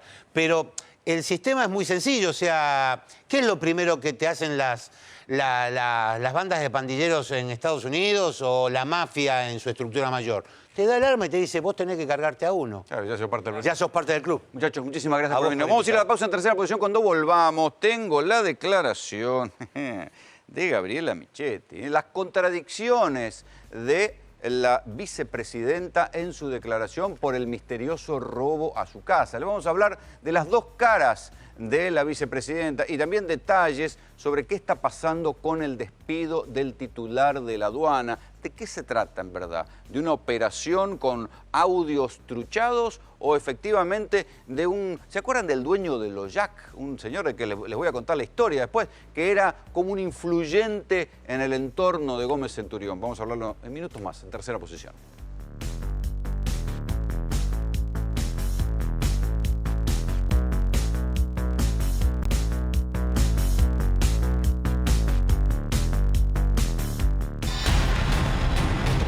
Juan José Gómez Centurión se convirtió en el primer funcionario del gobierno en ser desplazado de su cargo. Hasta el viernes era el jefe de la aduana cuando el presidente Mauricio Macri lo echó por sospechas de corrupción. Todo comenzó con una serie de audios que fueron enviados por un anónimo al Ministerio de Seguridad. Mira la vida. Infobae. ¿Vos querés esto es? En un momento, arrancó patada voladora. Sí, a ver, yo no... La verdad que no termino de entender todo este rulo y toda esta ronca sistemática, pero la verdad que me tiene agotado. Yo, ahora, la culpa es mía porque yo no me junto con vos, digamos, yo no sé qué tengo que aprobar. Hacelo. No necesitas ninguna autorización mía, como nunca me pediste autorización para hacer absolutamente nada. Hacelo de una vez o no lo hagamos. Por estos audios en los que estaría grabado Carlos Oldemar Barreiro Laborda, un empresario paraguayo que fue dueño de la UJAC, el fiscal Guillermo Marijuán imputó a Centurión por supuesta connivencia con contrabandistas. Una gama, la porquería, la tela 135 y la electrónica depende. Todo el pagadís. Toda la tela 135. Todo lo que es tela $135.000 la lata. Lo que es bijú, juguetes, todo por los pesos, todas esas giladas del 11, una 100 lucas estando derechos ahí adentro. 100 lucas estando derechos, derechos aduaneros, y los 135 estando derechos aduaneros, más toda la ventanilla. Una de las voces grabadas asegura que estuvo haciendo caja hace 2 meses y que generó un palo por día. Los 6 meses que estoy con él, el laburo heavy fue 4 meses. Y hace 2 meses que le estoy haciendo caja. Y ya guardó un palo. Infobae. Un palo, mierda. Acá donde estamos. Infobae. A partir del martes me generó un palo por día. Son supuestas actividades comerciales ilegales vinculadas a negocios con la aduana. Por cada, y las velas lo hacemos de a 50, le dije. Y son 50 velas, 50 packing list, la factura y qué más era, y el libreto de la marítima, que embarcó, que lo trajo. Y 3 lucas, 3 por 5, 15, una gamba y media. Juan José Gómez Centurión fue sorprendido por la denuncia y asegura que lo acusan sin ninguna prueba. Me siento dolido, me siento afectado porque considero que esto es una enorme calumnia y me siento seguro de la pelea que estoy dando y que voy a dar, que tiene que ver primero con salvar mi buen nombre y honor y segundo con salvar la integridad de los equipos de trabajo que vienen luchando contra las mafias adentro de la aduana. Cree que pueden ser represalias por enfrentarse a mafias y por tocar algún interés vinculado al tráfico de efedrina. En ese trabajo institucional yo sabía que iba a enfrentar las mafias más estructurales que tiene la Argentina en materia de delitos. Estructurales porque vienen funcionando hace muchísimos años y enquistadas en determinados organismos del Estado. Afecté a muchos intereses, pero me parece que el cable de 220 y de 215 fue el vínculo del fenómeno de la letrina, tanto en los depósitos fiscales como en Ezeiza. Además, sospecha que lo perjudicaron espías vinculados a Jaime Estiuso cuando ajustó los controles en la jurisdicción de aduana en Ezeiza. Tratar de cambiar Ezeiza y tratar de sacar los viejos operadores de Ezeiza, que yo creo que muchos de ellos tienen doble legajo histórico. Tienen un legajo en la aduana y tienen el otro legajo enfrente. ¿Y qué es enfrente? Lo que era la vieja SIDA. ¿Fue Estiuso? No creo que él directamente. ¿Cómo? No creo que él directamente. Pero puede ser indirectamente. Creo que hay gente que está vinculada a él que está dando vueltas. ¿Le hicieron una cama a Centurión y lo acusan sin pruebas? ¿O realmente es responsable de negocios corruptos con la aduana? Es un caso realmente muy extraño, ¿sí? Pero por eso, para que ustedes vayan teniendo cuenta y vayan haciéndose su propia opinión sobre todo esto. Primero, es la primera vez que el presidente Mauricio Macri echa directamente a un funcionario antes que esté procesado, ni siquiera imputado. Primer detalle. Y hay que decir que Juan José Gómez Centurión no era cualquier funcionario.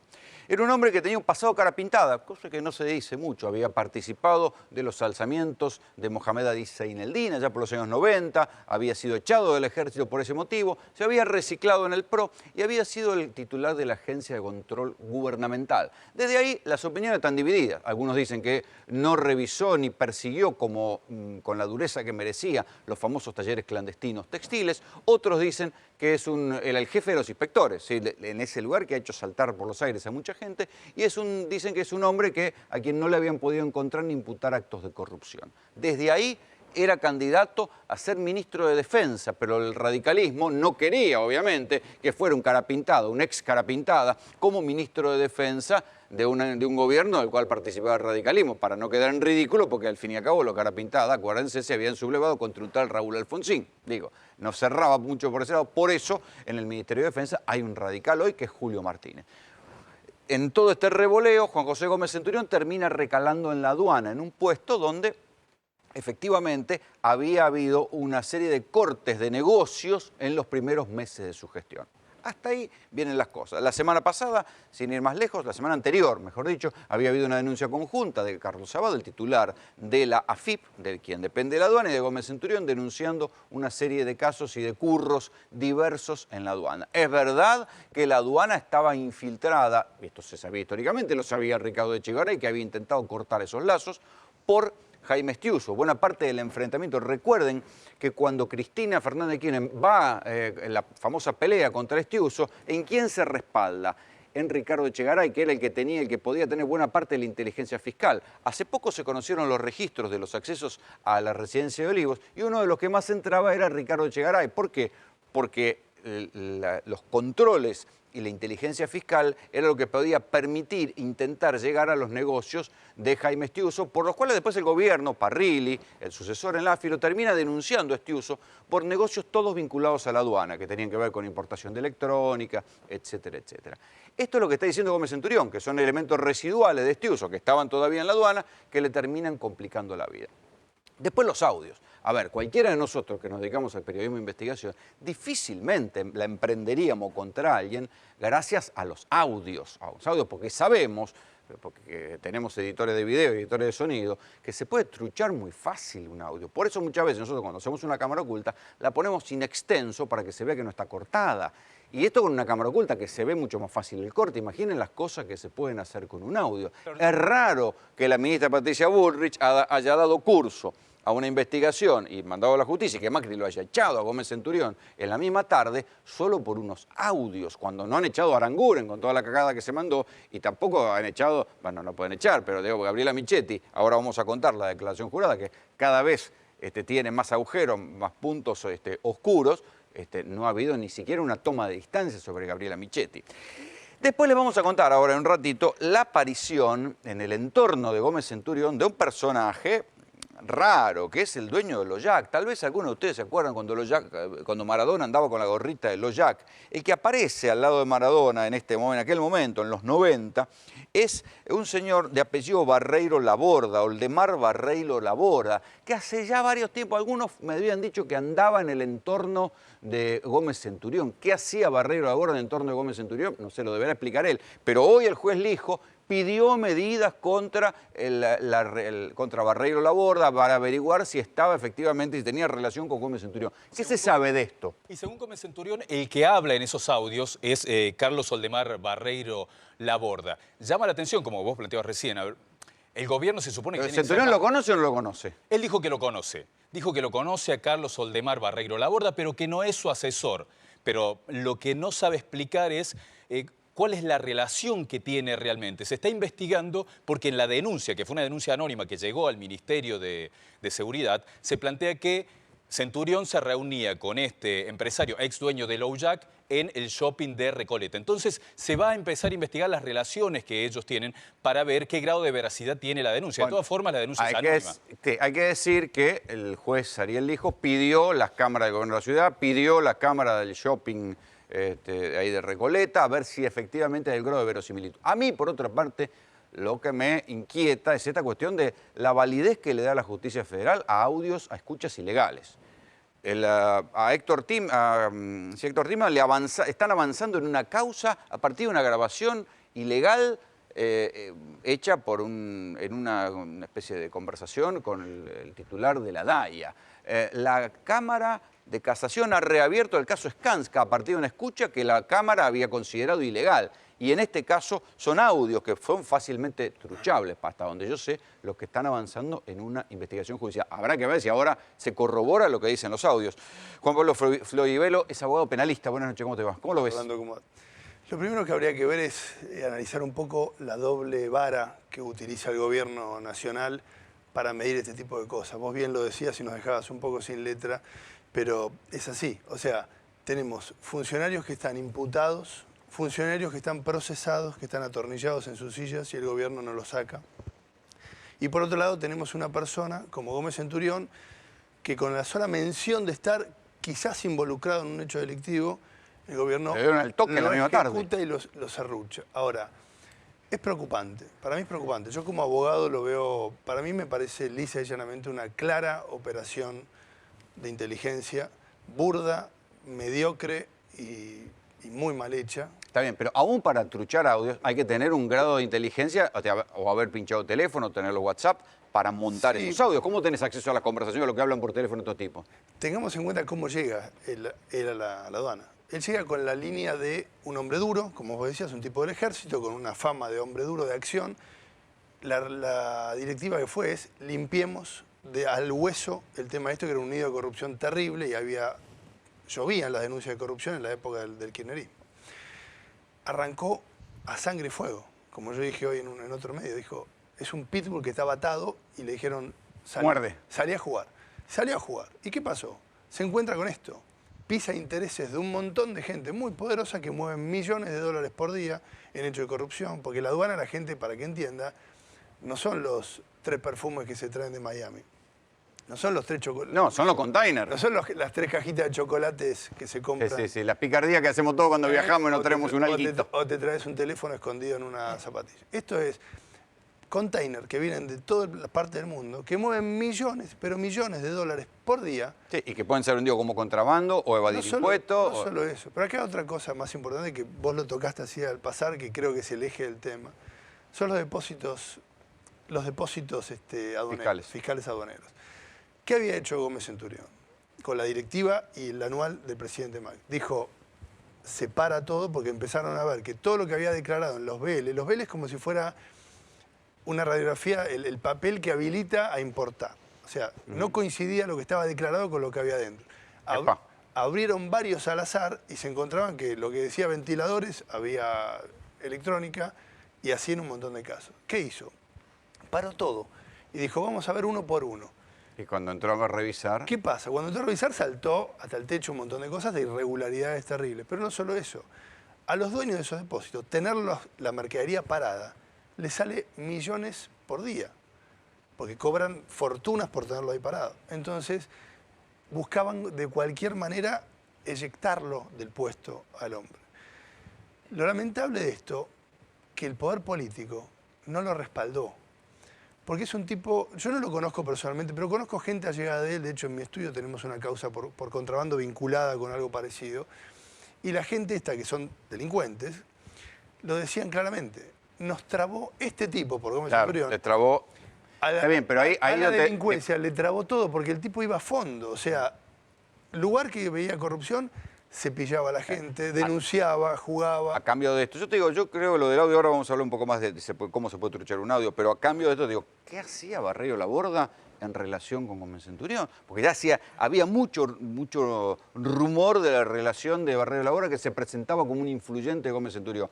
Lo era, no era, mentía, pero esto... Lo de Barreiro Laborda lo desconozco. Ahora, lo que sí está a las claras es la falta absoluta hasta de profesionalismo. Los audios están grabados, una parte en un estudio, están insertados pedazos de él que habla con otra persona, recortados, pegados con cinta scotch, y se presentó. Ahora, las internas que hay en el gobierno hacen estas cosas. Cuando uno habla decían, cambiemos es, yo creí en Cambiemos, dije, bueno, vamos a ir con todo, tolerancia cero a la corrupción. Este personaje puso tolerancia cero a la corrupción y empezó a limpiar todos los nidos de corrupción que había. Entonces el sistema, como decía Rubén Martín en el bloque pasado, o se acopla o lo matan o se lo devora. ¿Cómo se lo devora? Ensuciándolo. No hay nada más fácil que hacer una operación así, ensuciarlo. Judicialmente no hay nada. Judicialmente no hay nada. ¿Qué van a investigar? Si no tiene validez. Quiero detenerme un poco en la cuestión de los audios. Guillermo Fellenberg, director de tecnología de BECOM 1. ¿Es fácil truchar? O sea, ¿te parece una cosa seria o es muy fácil de generar esos audios así? Es muy fácil, Rolando. Se puede tomar distintas posiciones de distintas redes que tú tengas. Hay 3 redes que ocupa la gente normalmente el usuario normal. La red pública telefónica, la red de datos y la red de celulares. Y todas tienen puntos... Pero necesitas un grado de servicio de inteligencia, o un conocido que te pase los WhatsApp. No, por lo menos un micrófono pegado al teléfono por dentro. O sea, el nivel de cosas que tú tengas puede ser muy variable. Guillermo Centurión lo que plantea, por ejemplo, es que esos audios de WhatsApp que aparecen publicados no se los envió él al ex dueño de LoJack. Entonces, ¿cómo hicieron para conseguirlos? Todo lo que es WhatsApp pasa por la red de datos. Y la red de datos tiene distintos puntos donde pueden ser interceptados. Sí, o algún infidente los reenvió. Por ejemplo, si tú tienes interferido un router de la red de datos o del ISP, con tener esa información y tener los aparatos adecuados para poder desencriptar lo que está encriptado... ¿En castellano es fácil pinchar un WhatsApp? Sí, con el equipo adecuado lo puedes hacer. Con el equipo adecuado lo puedes hacer. ¿De manera para oficial también? Sí, lo importante es poder tener claridad de cuál es el que tienes que pinchar. Cuál es el paquete de datos que tienes que atrapar. ¿Cuál fue tu sensación con respecto a estos audios? Porque digo, la justicia tan fácil lo tomó y lo escuchó cualquiera que lo escuchó. Uno piensa, bueno, esto está editado. ¿Cuál fue tu sensación? Yo vi un informe que dice que estos audios fueron analizados y tienen cortes. Tú puedes ver que cuando una persona, tú lo mencionaste hace un rato atrás, Rolando, cuando una persona tiene una conversación, tiene un patrón de audio que es, audible. Sí, la respiración misma te va dando una cadencia. Y tiene toda una cantidad de ruido de fondo y de cosas que están fuera, que si tú la pasas por un analizador de espectro, te das cuenta que tienen una continuidad. Y en estos audios esas continuidades están todas cortadas. Vamos a escuchar justamente uno de los audios que llegan en esta denuncia, que es una denuncia anónima. Sí, una denuncia anónima, para quitarle todavía incluso un poco más de seriedad, que llegan y que hoy por hoy han motivado que lo echaran a Gómez Centurión. Dicho esto también, Gómez Centurión debería explicar qué hacía el señor Barreiro Laborda en su entorno, pero mejor escuchemos el audio.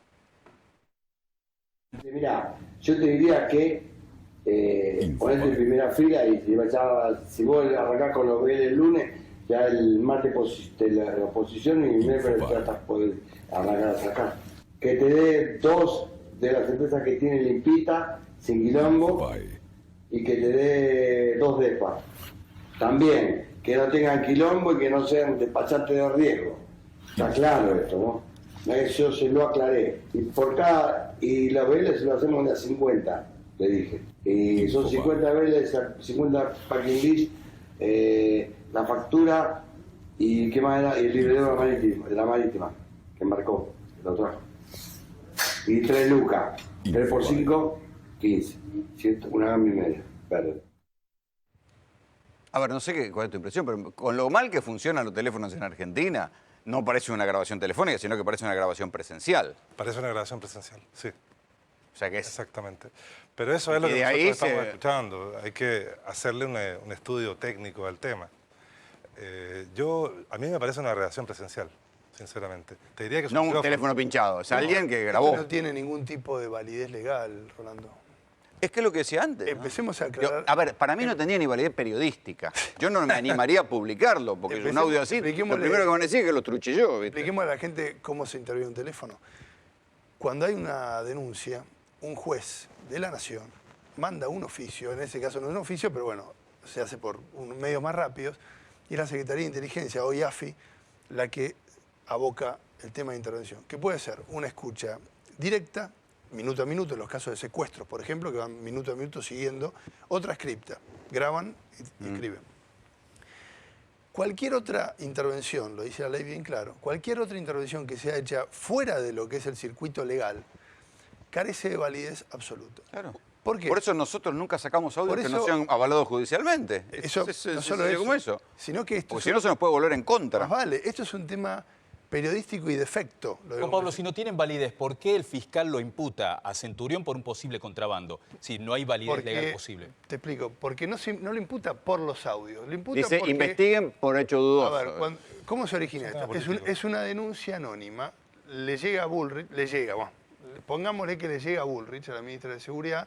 La ministra tiene la obligación, como funcionaria pública, ante la posible comisión de un delito de acción pública, en presentar la denuncia. Bullrich dice que Macri le dijo mandarlo a la justicia y ahí lo sacaron. Está bien. Estaba dando vueltas hace un montón la idea que iban a justiciar, alguien iba a ser el ejemplo de que iban a luchar contra la corrupción. Estaban buscando un caso así, necesitaban un caso así. Eso decían. Ahora, estos audios, vuelvo al tema de los audios, no tienen ningún valor legal, porque no están ordenados dentro de una causa judicial y se plantea en 2 minutos técnicamente una nulidad y hace caer absolutamente todo. Eso, pero ahora diferente va a ser si después encuentran que los encuentros efectivamente se produjeron. Esto es un tema mediático, Orlando. El hombre tenía fama de duro, pisó los cables y le pisó los negocios a un montón de gente muy, muy pesada que maneja millones de dólares y se juntaron 2 o 3 empresarios y dijeron, muchachos, este es el momento. Saquémoslo porque nos complica todo. Muchachos, muchísimas gracias por venir. Por favor, un placer. Orlando. Igualmente. Un placer. Les decía antes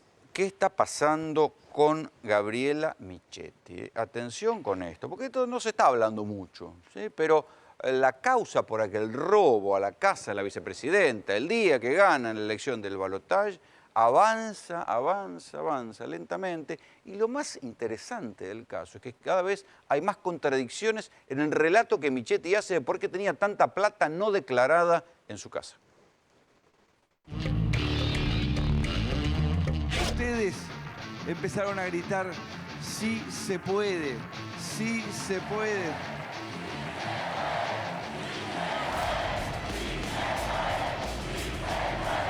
Ustedes hoy hicieron posible lo imposible. Con su voto hicieron posible lo imposible. El 22 de noviembre pasado, con el triunfo de Mauricio Macri ante Daniel Scioli en el balotaje, Gabriela Michetti tuvo su logro más grande en su carrera política. Se consagró como vicepresidenta de la Nación. Se siente, Mauricio presidente, se siente, Mauricio presidente. No hay nada que temer, todo es esperanza, todo es alegría. La alegría le duró poco. Cuando volvió a su casa se enteró que mientras festejaba, le robaron 245.000 pesos y $50.000. Fue el día de la noche que nosotros ganamos. Sí. Esa noche entró una persona a casa, estuvo 1 hora y media revisando y revisando y revisando. ¿Custodio era? Y era una persona que había enviado mi custodio. La mañana siguiente a la noche esa, denuncié exactamente lo que me faltó. Y la propia Policía Metropolitana me pidió que tratara de no dar a conocer el tema en los medios. La vicepresidenta asegura que el dinero está declarado y que lo puede justificar. Los $50.000 eran un préstamo que me había hecho Juan, mi pareja, y está en la declaración jurada de Juan y está en mi declaración jurada. Tonelli, ¿no? Sí, la declaración jurada del 2015, o sea que antes del robo. Y después los 245.000 pesos eran una parte de un dinero que habíamos colectado para la organización de la fiesta de recaudación de fondos de Suma. Y la otra parte, el dinero de casa, porque se mueve la casa y que yo le pagaba a unos albañiles que estaban haciendo una reforma del piso del patio y eso.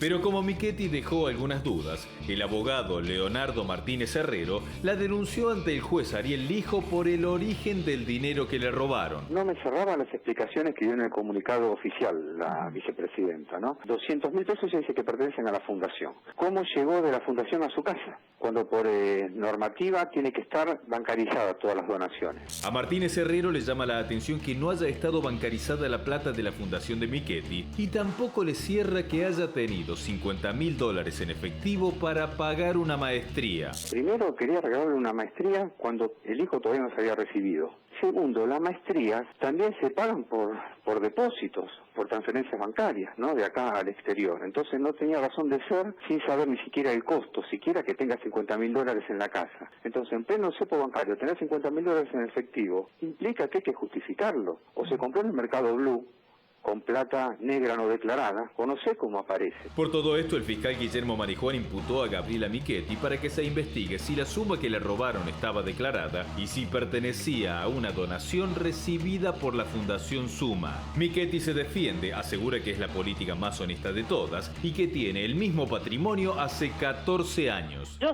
siempre he sido una persona que he cuidado enormemente ese tema, al punto tal de ser, creo que de las únicas políticas en la Argentina, entró a la política con un patrimonio y hace 14 años tiene el mismo patrimonio y no hay ni un peso más, porque justamente me he cuidado muchísimo de vivir de mi sueldo y no tener ningún otro ingreso, ninguna otra entrada para que la ciudadanía pueda volver a confiar en los dirigentes políticos. Pero su empleada doméstica no dice lo mismo. Norma Rojas Sánchez declaró ante la Policía Metropolitana que la ahora vicepresidenta le daba dinero con el fin de que ella los guarde en sobres y pañuelos dentro de un placar. Lo que me acaban de decir, que me lo acaba de decir Paula, yo no lo había visto, es absolutamente mentira. Vea la declaración de Norma, no dice en ningún momento eso y la verdad que esas infamias me parece que van a tener que ser explicadas después. ¿Puede justificar la vicepresidenta el dinero que le robaron? A ver, una cuestión de escalas. Sí. A José López también tenía una declaración jurada donde no había incrementado su patrimonio, pero en la casa tenía $9 millones, que es justamente por lo que termina preso. ¿Sí? Él mismo dice, la plata la tenía yo, dijo era plata de la política, lo que sea, pero la guita la tenía López. Está bien, Michetti no tenía 9 millones de mangos, pero a los efectos legales lo que tenía era una cantidad de plata no declarada que se encuentra no por una investigación judicial, sino por un hecho fortuito, En el caso de López, porque se volvió loco y revolvió la guita, y en el caso de Michetti, porque le entran a robar. Habría que investigar, ahora sí, si ese robo a Michetti no era un robo con algo de inteligencia, ¿sí? Porque termina detenido un oficial de la Policía Metropolitana, pero el tipo que entró y con el que hablaba ese oficial de la Policía Metropolitana no cayó preso, ni se sabe quién es. O sea que tal vez no era un robo sencillo, sino que era algo mayor. No importa. Lo cierto es que la plata de Michetti está muy floja de papeles. Cuando menos floja de papeles. Y esto es lo que está investigando la justicia. Michetti se enoja, dice que la empleada doméstica no declaró esto. Es raro, porque está la transcripción. Lo declaró la empleada doméstica, dijo que ella solía guardar la plata en diferentes lugares. Cuando uno va a la declaración de Michetti en el acta policial, que tengo aquí delante, Michetti dice textualmente que le faltaban 5.000 pesos que tenía en una mesita de luz, que tenía 200.000 pesos guardados en un lugar y otros $40.000, 40.000 pesos en otro lugar y $50.000 en otro lugar. O sea que efectivamente tenía plata guardada en diferentes lugares de la casa, tal como dijo la empleada doméstica. ¿Sí? Estas son las cosas que están haciendo como que Michetti, la que se jactaba de ser la más honrada, la que más criticó a Vudú. ¿Recuerdan ustedes? Vudú, Amado Vudú, ahora va a juicio oral por la causa Chicone. Michetti era de los que lo impugnaba en todas las sesiones del Senado por falta de honestidad a Vudú, y ahora ella está imputada. Está imputada por algo que, digo, es muy difícil de explicar. Tanto que fíjense qué casualidad, mudó su domicilio, el domicilio de la Fundación Suma, lo mudó a su propia casa. Uno dice, bueno, esto es para emprolijar los papeles. Sí, ojo, siendo la vicepresidenta, ahora tampoco pueden allanar el domicilio de la Fundación. Cuidado con esto. Mejor le voy a preguntar más detalles a Mariana Escalada, es periodista, viene siguiendo el tema de la declaración de Gabriela Michetti en tribunales desde hace un tiempo. Mariana, buenas noches. Graña te habla. ¿Cómo te va? Muy buenas noches, ¿cómo estás? ¿Cómo ves vos lo que está pasando con Michetti? Veo que se va complicando cada vez más y que están dando unos manotazos de abogado terribles para tratar de poner la fundación lo más en orden posible. Ya entraron los oficios que solicitó el juez Lijo, que había pedido el fiscal Marijuán, y tal cual lo dijiste vos, entraron después de un cambio de domicilio que se hizo con un trámite urgente, que bueno, esto resguarda un poco el tema de los allanamientos. O sea que efectivamente, por lo pronto ya no se puede allanar más esa fundación porque funciona en la casa de la vicepresidenta. Exactamente, pero es una desprolijidad. Es una desprolijidad. Está bien, pero hay que justificarlo. ¿Con qué justificativo se hace esto? Digo, no sé, justificativo legal habrá, justificativo político hay que explicarlo, ¿eh? Sí, y aparte va a pasar lo mismo que pasó con Debido. O sea, esto después el Congreso hay que ver si la van a blindar o si van a autorizar el allanamiento. O sea que en ese caso el Congreso tiene que votar en la autorización del allanamiento a la casa. Claro, es exactamente el mismo. Está bien, pero en cualquier caso ganan un tiempo. Claro, se gana un tiempo. Igualmente en este caso no hay muchos papeles que se puedan llegar a buscar, porque si vos te fijás en lo que es el desglose de la IGJ, empezaron a presentar las cosas fuera de término. El juez lo que pidió... Bueno, eso mismo te decís de la declaración jurada. Para la declaración jurada que ella presenta cuando asume como vicepresidenta, parece una reconstrucción dibujada o justificando todo lo que había pasado antes, que se había mantenido en secreto, el robo. Tal cual, aparte se presenta después del robo. Y de hecho en la misma denuncia está la declaración, o sea que lo que ella presenta, eso ya consta y eso no va a llamar mucho la atención. Lo que vos decías recién de la declaración de ella, de la testimonial, cuando ella se refiere a que su empleada no dijo eso, la empleada se refiere específicamente a sobres y la que habla de las bolsas es Michetti. O sea, en la declaración de Michetti, ella misma es la que dice que duerme con la bolsa al lado de la cama y que tiene otra bolsa de dinero que la robaron adentro del placard. Sí, dice en una bolsa al costado de la cama, tal cual. Sí, es una persona que duerme con bolsas de dinero al lado de la cama. Es algo extraño de eso. Y aparte, bueno, cuando ella dice, no, mi empleada no dijo eso, bueno, la empleada se refirió específicamente a sobres envueltos en pañuelos. La que dijo bolsas fue ella, no fue la empleada. Con lo cual hay una contradicción entre la imagen que ella misma da, decir, bueno, yo tengo siempre el mismo patrimonio, qué sé yo, y una mujer que tenía diferentes sobres con guita guardados en diferentes placares de la casa. No solo eso, te agrego dos datos más. En la misma testimonial de Gabriela Michetti, en el dorso de la carilla, le preguntan si tiene que declarar algo más que le hayan robado y ella declara un trapo rejilla verde. ¿Y entonces? Extraño, ¿no? O sea, una persona que le roban casi $1 millón y declara que le roban un trapo rejilla verde. Es una actitud muy rara. Y otro detalle más es el detalle de la empleada, que dice que trabaja con ella hace 22 años y que le dejan el dinero para los 1.000 pesos por semana que ella cobra, que nos da una cifra de 4.000 pesos por mes. Está por debajo del sueldo de una doméstica. Muy por debajo.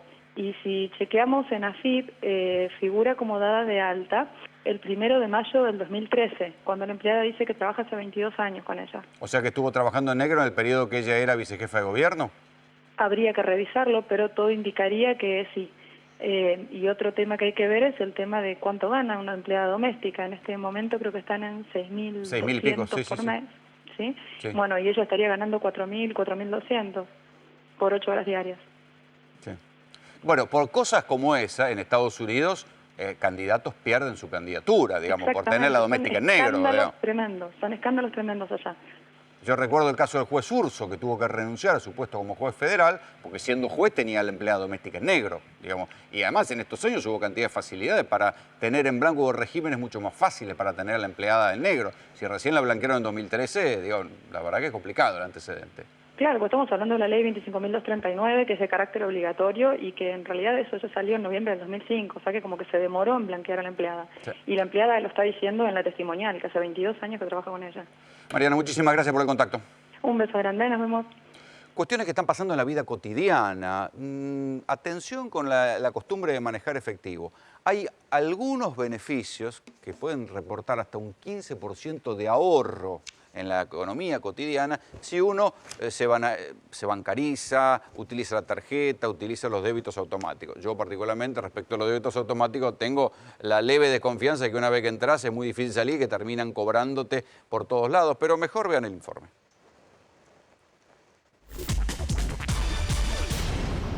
¿Para qué usa la tarjeta de crédito? Las uso continuamente, las tarjetas. ¿Para qué tipo de compras? Para el tipo de compras en el supermercado, para el tipo de compras de ropa. Por mes debo estar pagando unos 5.000, 6.000 pesos. La usé bastante, pero ya hace un mes que les estoy dando de baja todo, porque, o sea, llegás a tener un percance, un problema económico, te arrancan la cabeza en vivo. A veces gastaba 1.000, 2.000, se me iba la mano, a veces hasta 3.000 más. Para darme gustos, shopping, a veces el súper y sacar viajes a pagar. ¿Qué parte de tu sueldo más o menos va a la tarjeta? Mucho, un 50. Ropa, restaurantes, un poco de todo. ¿Sabés más o menos cuánto gastás de tarjeta por mes? Sí, más o menos tengo idea. 2.000 pesos. Y para hacer las compras. ¿Qué tipo de compras? Y normales, supermercados, todo lo que sea normal. Trato de siempre de comprar con la tarjeta, yo compro con la tarjeta maestra porque así me descuentan el 5%. En realidad la uso bastante poco, la uso para combustible, para ese tipo de gastos o alguna cosa que convenga sacarla en muchas cuotas. Sé que cuando no podés cubrir el total de la tarjeta, los intereses te comen vivo, así que me cuido un montón de eso. ¿Conviene realmente comprar con las tarjetas de crédito, de débito, adherir a los sistemas de débito automático? ¿Es verdadera esta cuenta que se está hablando, que se puede ahorrar hasta un 15% en las compras? Fabián Medina es economista. ¿Es así? En realidad, lo que son las tarjetas de crédito, yo no lo aconsejo. Los débitos automáticos prefiero hacer por el viejo sistema de pago en mis cuentas, que yo sé cuando abono y no me cae directamente en la tarjeta de crédito. Yo con los débitos automáticos tengo la experiencia pésima, digamos, en el caso de Telecentro, por ejemplo. Hace un año que estoy pidiendo que me den de baja y me siguen cobrando. Olvídate que te den la baja. Yo no sé qué hacer, ¿viste? Inclusive hasta también el tema de que por ahí te debitan más de lo que corresponde y tenés que andar haciendo un reclamo. En cuanto a lo que yo... Porque más depende de la empresa. O sea, vos le avisás a la tarjeta, no, tiene que avisar la empresa. ¿Cómo la empresa tiene que avisar? Y llamás a la empresa y te dicen, no, tiene que venir a hacerlo en forma personal cuando vos lo adheriste en forma telefónica. En cuanto a lo que es la tarjeta que yo recomiendo, es la de débito. Recordemos siempre que todavía sigue vigente... El ahorro del IVA. El ahorro del IVA, pero con compras de hasta 1.000 pesos. Nunca se modificó hace... ¿Solo es hasta 1.000 pesos? ¿De cuándo viene? ¿De la época de Duhalde? De la época de la Baña, 2002. Claro. Nunca se modificó el tope. También acordate que lo que es en los supermercados, compras mayores a 1.000 pesos, por más que vos no te digan nada, el supermercado informa a AFIP que se compró por más de 1.000 pesos con tarjeta de débito. Ahora, al día de hoy, que compras Exacto. 5 cosas y ya te fuiste arriba de una luca. Nunca se modificaron los topes. Podés, salvo que le digas al cajero, que hay algunos que lo hacen. Que comprámelo. No, que me vaya dividiendo de a 1.000, Claro. de 990, y vas teniendo una cantidad. Hoy ¿En las tarjetas de crédito también hay un descuento? No, ya no existe más. Ya no existe más. Era No, era el 3. Era el 3%, pero eso se eliminó ya por el 2012, 2013. Ujú. No, hoy las compras con tarjeta de crédito tenés un descuento en las promociones específicas de algunos supermercados y que en casos son engañosas. El Banco Central está interesado, Alejandro Rebocio es periodista económico, en promover el uso de tarjeta de crédito, que se use menos efectivo. Sí, totalmente. Y coincido con lo que recién decían, que es mejor usar para el débito automático la tarjeta de débito que la de crédito. Porque la de crédito, como vos decías, hay un problema en la facturación, para darte de baja es complicado. En cambio, si vos haces hacer el débito automático en tu cuenta de algún servicio, hoy en día con el home banking es más fácil.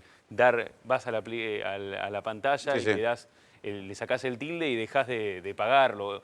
El problema sí es cuando el servicio, ya sea teléfono, gas, luz, te cobra de más. Bueno, ahora lo que Ahí pasó es, con la facturación, claro. lo que tenían anclado el pago de la factura de gas a Débito automático, un débito líquido. automático, se quieren matar porque pagaron Ahí sí. y andás a ver si no les dejó de culo la tarjeta. Digo, porque vinieron unos montos que... El tema con las tarjetas que tenés es que hoy tenés la tasa nominal o la tasa efectiva que está llegando casi a un 70-80%.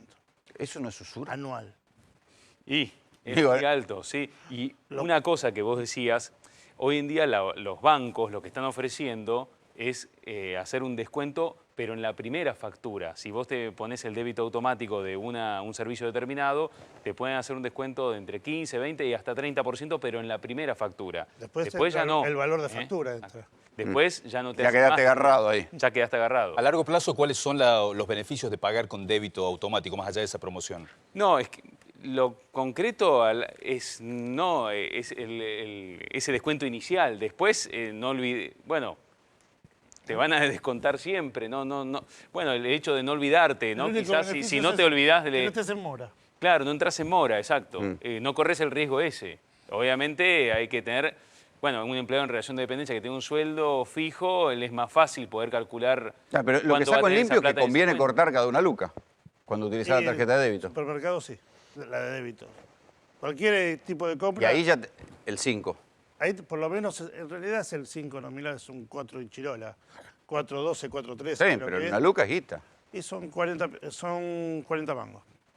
El ahorro, si lo cortás en varias, es un ahorro. Y mira, Sumale las promociones, sumale... Bueno, eso sí funciona, las promociones del supermercado. sí, las pero tarjetas. hoy las promociones no están siendo por uso de tarjeta de débito o de crédito. Están por cantidad y Sí, por 3 tipo de por producto. 2, sí. Y hay muchos productos que te dicen, cuando llegás a la caja, te dicen, no, este producto no estaba incluido en el descuento Claro. por tarjeta. O Eso también llegás pasa. y te dicen, era hasta 6 unidades únicamente, y vos te estás llevando 8 o 10, y te dice, esto páselo en otra compra. Me llamó la atención la estadística de falta de pago de impuestos en empresas argentinas que saca chequeo.com, la nota que publicaste vos hoy. ¿Cómo es eso? Bueno, en Chequeado hicimos una investigación que abarcando las 600 grandes empresas de Argentina, de las cuales nada más 112 hacen públicos sus balances, y evaluando en los últimos 4 años cuánto pagaron de impuestos a las ganancias. Porque bueno, en Argentina no tanto, pero en los países desarrollados, en la Unión Europea, en Australia, hay un debate de que las grandes empresas también evaden. Porque siempre está la imagen de que solamente... Se quejan de la carga impositiva, lo cual es real, sí. pero Exacto, es a veces compensan por otro lado. A veces el huevo y la gallina, porque como no logra el fisco recaudar por un lado, termina inventando impuestos más fáciles de cobrar, cuando en realidad lo más justo es cobrar el impuesto a las ganancias. Entonces lo que... Por eso se dice que el impuesto a la ganancia a los trabajadores cazar en el zoológico, porque ellos no tienen manera de evadir ni estudio contable. Y ahí lo que evaluamos, por un lado, es de esas 102 empresas, cuáles pagan más, cuáles pagan menos, cuáles no pagaron ¿Y qué vieron? impuestos. Y hay datos curiosos, por ejemplo, Para darte uno, es lo poco que pagó el Banco Provincia de Buenos Aires en impuestos en los últimos años, y también, por ejemplo, la empresa Mirgor, la empresa de Nicolás Caputo, el amigo de Macri, también pagó una cantidad de impuestos muy... nosotros no decimos que ninguna empresa evadió, pero nosotros pagó no poco. podemos afirmarlo, Claro. pero sí podemos afirmar que tributó muy por debajo del promedio de su sector, porque cada sector económico tiene una ganancia distinta y por lo tanto una tributación distinta. Los bancos ganan mucho más que una empresa que hace electrónica, pero en ese sector lo que sí detectamos es que Mirgor, Banco Provincia, tributaba mucho menos que el promedio sectorial. Sí, y mucho menos que la imagen de potencia y de lo bien que les va, que dan hacia la sociedad. También. Y creo que es un debate que hay que dar, porque, ¿sabes qué? La evasión en el impuesto a las ganancias en total de las empresas... ¿Cuánto hubiera sido eso, claro? Bueno, hay un cálculo de dos economistas que llaman Gómez Sabaini y Morán, que dicen que el Estado deja de recaudar el 50% de lo que podría recaudar en el impuesto a las ganancias, tanto para empresas como individuos. Solamente en el segmento de empresas... De empresas sin líderes importantes. Sí, empresas de todo tipo. Abarca desde los que están en la economía en negro, que es aproximadamente el 25% de la economía, a las empresas que están en blanco, pero que evaden una parte. Y eso que evaden de impuestos a las ganancias las empresas equivale a 700 hospitales por año se podrían construir. Claro. O sea, el impacto es muy grande. En realidad, más que evadir, lo que están haciendo es eludir. Evasión es un cargo específicamente penal y agravado por los montos. No puede ser una empresa no evade el presidente de la empresa, que es en cabeza de... Que firma los balances. Que firman. Y tiene lo que es, inclusive hasta el artículo 300 del Código Penal que establece balance falso. Entonces, las empresas no evaden, porque no están... la figura de evasión es una figura a persona física, a la persona. La empresa es una persona jurídica, es una persona de existencia ideal. No existe para la ley penal. Pero hay casos de empresas, de directorios de empresas... Claro, lo que está diciendo es un fenómeno económico. Lo que vos estás hablando específicamente, por ejemplo, si sigo con Mirgor, tengo que es una empresa altamente tecnificada, porque tiene un número muy chico de personal a los niveles de facturación que tiene, los cuales los podés verificar los balances en bolsa, porque como cotiza en bolsa tiene la obligación de publicar en forma trimestral. Y en el Banco Provincia habría que verificar todo lo que es la parte de subsidios o exenciones que brindan las leyes. Igualmente, yo no digo que ninguna de estas dos empresas se evaden. Sí hacemos un recuadro en la nota. Sí que es desproporcionado a la ganancia del sector. Al sector. Sí, y hay empresas que han evadido o están acusadas de evasión y hay causas en la justicia y sus directores están imputados o procesados. O sea, hay casos también, no solo de elusión, sino también de evasión, que los responsables de esas empresas tienen que responder ante la justicia, no solamente individuos. Estamos hablando de temas muy finitos en cuanto a la parte fiscal. Pensamos también que, si yo mal no me acuerdo, este año o el año que viene se tornan obligatorias la normativa financiera internacional, las NIF, para las empresas que cotizan en bolsa. O sea, ¿qué quiere decir eso? Que vas a cotizar, vas a hacer un balance, un estado financiero, en Argentina exactamente igual que en los Estados Unidos o en Europa. O sea que te lo pueden auditar con esos niveles de exigencia. En ese nivel. ¿Cuál es el beneficio para las empresas? Pueden ir a cualquiera de las bolsas. Pueden ir a la bolsa, a la SEC o ir a la Bolsa de Londres y cotizar las acciones en público. Y no tienen necesidad de andar transformando el balance. Inclusive tienen acceso a créditos financieros y hay empresas en las cuales los subsidios entran y hay sectores... Pero ¿qué es lo que prefieren en promedio los empresarios grandes argentinos? Seguir trabajando... ¿Cotizar afuera o evadir acá? A ver, lo que prefieren mayoritariamente es seguir con la normativa argentina que venía hasta el año pasado. Lo que pasa es que obligatoriamente las que cotizan en bolsa tienen que hacerlo. Y si vos ¿Son grandes los montos de plata? ¿En qué? ¿La diferencia de una a otra? No, digo, lo que se deja de ganar. Sí. Cuando vos cotizás a normativa internacional, los números de la ganancia se caen a pedazos. El primer año, el balance de transición, se cae la empresa. ¿Por qué? Porque bueno, hay normativas, hay juegos de resultados que no se manejan exactamente de la misma forma en Argentina que en el resto del mundo. Por eso no es que son normativas nuevas, sino que son adaptadas. No son adoptadas, que entran de derecho. La Federación Argentina de Consejos Profesionales lo marca hasta dónde llega. Ese es el tema. Pero la cuenta que ustedes hacían es que había mucha guita que no se estaba recaudando. En cuanto a evasión, sí, es un tema de fiscal, sí. Hay mucho. Y cada vez hay una discusión mayor en el mundo económico de qué es elusión y qué es evasión. Antes se decía muchas cosas que son elusión y hoy en día cada vez se está descubriendo más que hay cosas que antes se creían que era elusión, o sea, que no era ilegal, pero ahora está rozando la evasión y el Bueno, y el cuando delito. tenés grandes grupos de contadores laburando en cómo la podés dibujar... Es que, bueno, eso es lo que tienen. O sea, no es que podés decir que pasó por casualidad. Hay un brazo financiero importante. En Australia, la FIP australiana hizo un ejercicio que sería bueno que se hiciera acá también. Publicó las 1.500 grandes empresas de Australia cuánto pagan de impuestos a las ganancias. Y que las empresas den la explicación de por qué en Australia eso lo que se descubrió fue que de esas 1.500 grandes empresas, 1/3 no pagaba impuestos a las ganancias. ¿Y cómo eran tan grandes? Muy exitosas. O sea, Claro. Y entonces yo creo que ese mismo debate en la Unión Europea, lo mismo, todos hay un debate ¿Cómo son tan exitosas y no pagan impuestos a la ganancia? las Sentido grandes común. empresas no pagan impuestos a las ganancias en Francia, Por eso en son Alemania. Sí, claro, ¿no? Muchachos, muchas gracias por venir. Así No, nos gracias a vamos. todos. Esto fue Tercera Posición. Buenas noches. EcoGear, eficacia del 84,6% en la recuperación capilar, clínicamente testeado en hombres y mujeres. Actúa desde la raíz hasta la punta del pelo, aportando minerales, vitaminas y polifenoles. Loción fitocosmética de triple acción, disminuye la caída, estimula el crecimiento del pelo y controla la caspa, sin efectos adversos.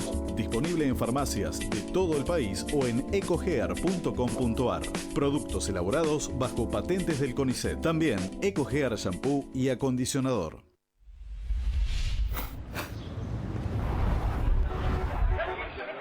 Accede al auto que quieras con la mejor financiación.